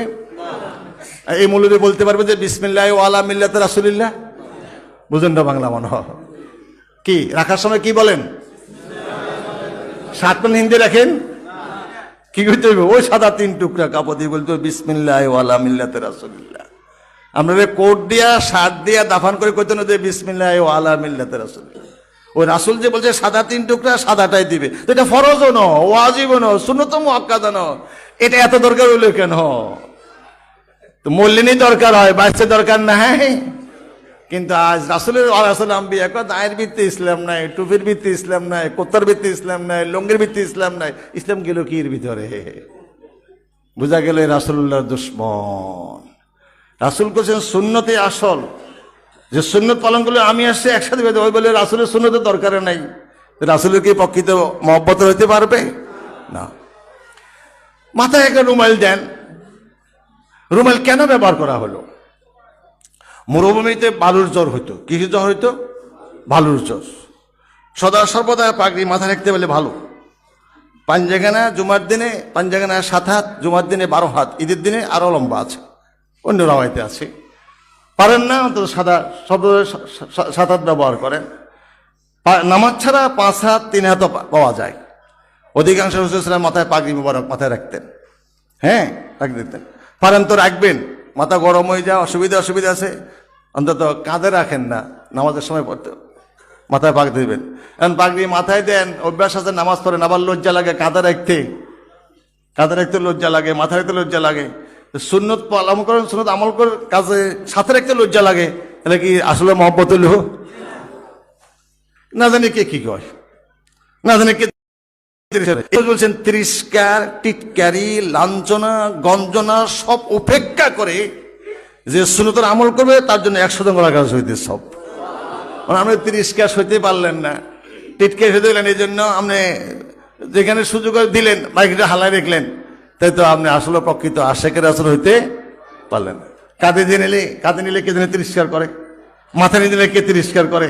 এই জন্য আস্তে ফাইলাম বাইলাম, নলে শরম লাগে আনলাম না, তাই তো রাসূলের মহব্বত হলো না। কে কি বলবে আমার শোনার দরকার নাই, জানার দরকার নাই, রাসূলের সুন্নত। রুমাল কেন ব্যবহার করা হতো? হুজুর সাল্লাল্লাহু আলাইহি ওয়াসাল্লাম যখন বাইরে হইতেন পাগড়ি মাথায় দিয়ে, মরুভূমিতে বালুর জ্বর হইতো। কি জ্বর হইতো? এখনো দেখবেন বালু ঘুরে, তখন হুজুর সাল্লাল্লাহু আলাইহি ওয়াসাল্লাম একটা রুমাল দিয়ে এইভাবে ঢাকি রাখতেন যেন কানের ভিতরে, স্বাভাবিকভাবে নাকের ভিতরে কানেতে বালু না ঢুকতে পারে। এটা যখন আপনি মাথা দিয়ে হাঁটবেন দেখবেন পিছন থেকে মেয়ে লোকের মতো দেখা যাব। কার মতো দেখা যাব? মেয়ে লোক। সুতরাং এটা এখন চলবে না। ওটা মরুভূমিতে তখন বালুর জ্বর ছিল, বালু উঠতো, চোখে পড়তো, নাকে পড়তো, কানে পড়তো, এই জন্য হুজুর রুমাল একটা নাক রাখতেন। এখন তো এটা আপনি যদি সচরাচর ব্যবহার করতে যান, কার লাইন দেখা যাইব? মহিলার লাইন দেখা যাবে। পিছন থেকে দেখবেন নেশপোশাক করতে গাদ দিচ্ছেন, সাধারণ মধ্যে ডাক্তার দিন, মেয়ে লোক না পুরুষ চিনতে নারবেন, পিছন থেকে চিনতে নারবেন, সুতরাং তরিকতপন্থীর এটা বর্জন করবেন। কে কি করবে আমার শোনার দরকার নাই, এত ফতুয়ারও আমাদের দরকার নাই। মায়ালা সুরত বর্জন করতে হবে, ঠিক না ভাই? ঠিক, এটা আমাদের তরিকতের নিয়ম। ঢাকনা দিয়ে ঘন্টা দিয়ে দেখেন নাকি পুরুষ না মেয়ে লোক কিছু চিনে যাবো নি, চিনে যাবো। দেখবো আস্তে একটা মেয়ে লোক হারিয়ে যেতেছে, কোত্তানেস পোশাক আছে, দেখে গেছে দুজন মেয়ে লোক হারিয়ে যেতেছে। হবে মাথায় পাগড়ি, যখন মরুভূমির যাবেন, বালু হবে, জ্বর হবে, তুফান হবে, একটা রুমাল দিয়ে ঢাকনা রাখবেন। এটা সুন্নত, চোখে পড়বে, কানে পড়বে, নাকে পড়বে, মুখে ঢুকবে, এই জন্য হুজুর রেখে রাখতেন। বুঝেছেন এখন? যাই হোক, তাহলে পাগড়ি মাথায় দেবেন, মাথায় গোলটুই মাথায় দেবেন। বাবরি চুল সুন্নত, সহিহ বুখারী মুসলিম সহ 27-এর উপরে হাদিস আছে শুধু বাবরি চুল সম্বন্ধে। বাবরি চুল সম্বন্ধে দেখবেন উত্তম সুন্নত, ভালো।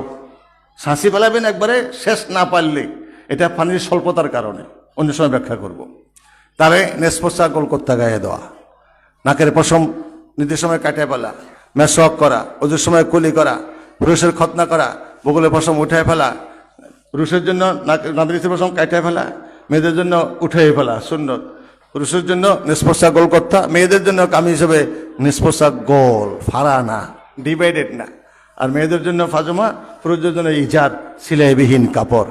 এবার আপাতমস্ত্রটা মিলে দেখেন তো, দেখি আছে কিনা। যদি না থাকে, যতটুকু নাই ততটুকু দূরে, হুবাহু বাংলা বুঝতে অসুবিধা হয় নাই, যতটুকু নাই ততটুকু দূরে থাকবো। হুবাহু আছে, তাহলে কোথায় থাকবো? কাছে। হুবাহু থাকলে কোথায় থাকবে? কাছে। এবার কোথায় থাকবেন, কোথায় রাখবেন, নিজের বিবেচ্য বিষয়। কে কি বলবে আমার দরকার নেই। তিরস্কার, টিটকারি, লাঞ্ছনা, গঞ্জনা, বিবির বাজার সব উপেক্ষা করে যে সুন্নতের আমল করবে। ওই যে বলছিলাম, গাসিলুল মালায়েকা, আমিরুল শুহাদা, জাফের তাইয়ারা যে শহীদ হলো জান দিয়ে, এরকম হুজুরের মহব্বতে যে হুজুরের সাথী হয়ে, এই জামানায় যে কষ্ট হবে রাসূল জানতেন। 100 জনের শহীদের জন্য যেরকম সহজ হয়েছে, এই জামানায় তার চেয়ে বেশি কষ্ট হবে, এই জন্য তার চেয়ে বেশি সব তার আমলনামা লিখে দেওয়া হবে। তাই যারা তরিকতপন্থীরা আছেন, কে কি বলবে, কে কি করবে আমার বলার শোনার দরকার নাই। বাবা, রাসূল কবরে আসবে কি আসবে না? আসবে নি? 3টা প্রশ্ন। মান রব্বুকা ওমা দীনুকা ওমান নাবিয়ুকা মান হুয়া রাজুলুন হাযার রাজুলুল্লাযী বুইসা ফীকুম কিংবা মা কুনতা তাকুলু ফি হাযার রাজুল। তোমার রবকে, তোমার দিনকে, ইনি কে যাকে তোমাদের কাছে পাঠানো হয়েছিল, কি মন্তব্য তোমার বলো। যদি আপনি ইনির মতো সেজে না যান, ইনাকে চিনতে পারবেন? বাংলা কথা। আর ওয়াজের দরকার নাই, লম্বা ওয়াজের দরকার নাই। রাসূলুল্লাহকে আপনার কবরে আনি হাজির করা হবে, রাসূলকে আপনি সাক্ষী দিতে আপনার রাসূল। তো আপনি যদি রাসূলের মতো সেজে না যান, কেমনে চিনবেন নাকি রাসূলুল্লাহ? সাজার জন্য আপনার তো কোরআন কিতাব রয়ে গেছে, হাদিস রয়ে গেছে। বুঝতে পারছেন? যাকে দিয়ে আমার পরিচয়, আমি আর সে একসাথে বেহেশতে থাকবো। এখানে কোনো দলিলের দরকার নাই। হুজুর সাল্লাল্লাহু আলাইহি ওয়াসাল্লাম কবরে আসবে কি আসবে না? নিশ্চিত, 100 সত্য। তো আপনি যদি হুজুরের মতো হয়ে কবরে না যান, সুরত না ধরি, হুজুরে চিনবেন?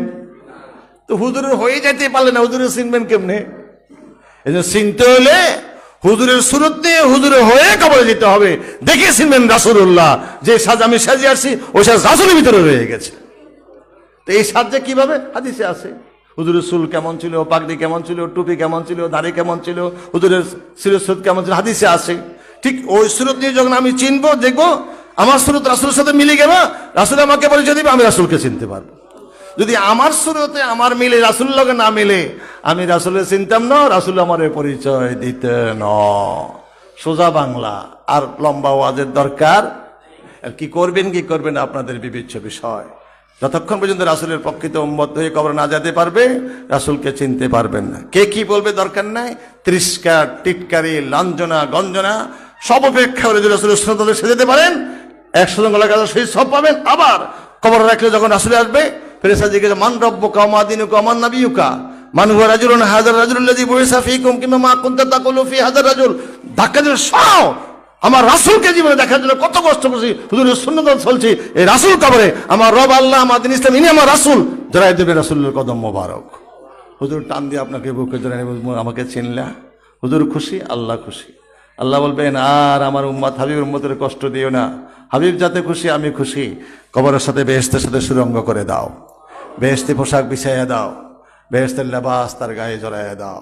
দুলহানের মতো ঘুমাও, এক ঘুমাবে, এক ঘুমে এসে আশেখ রাসূলের হাসরের মাঠ কায়েম হয়ে যাবে। কেমন অনুমান হবে? জোহর নামাজ ওই ভাত খাই শুইল, আসর আজান কানে আসতে লাভ দিয়ে উঠছে, সেভেনের সিংহের ফুৎকার, তার কাছে এমন মনে হবে। সংক্ষিপ্ত কথা। আবার তিরস্কার, টিটকারি, লাঞ্ছনা, গঞ্জনা সব অপেক্ষা করে যখন হুজুরের সুন্নত মতো কবরে যাবেন, আল্লাহ মহব্বত করে আপনার সুরতটা রাসূলের সুরত করে দিয়ে দেবে। ফেরেশতা আসতে থাকবে, মুনকির নকির ফেরেশতা দেখবে যে রাসূল শুয়ে আছেন। কি রে, রাসূল শুয়ে আছেন? তাহলে এই কবরে কেন যাব?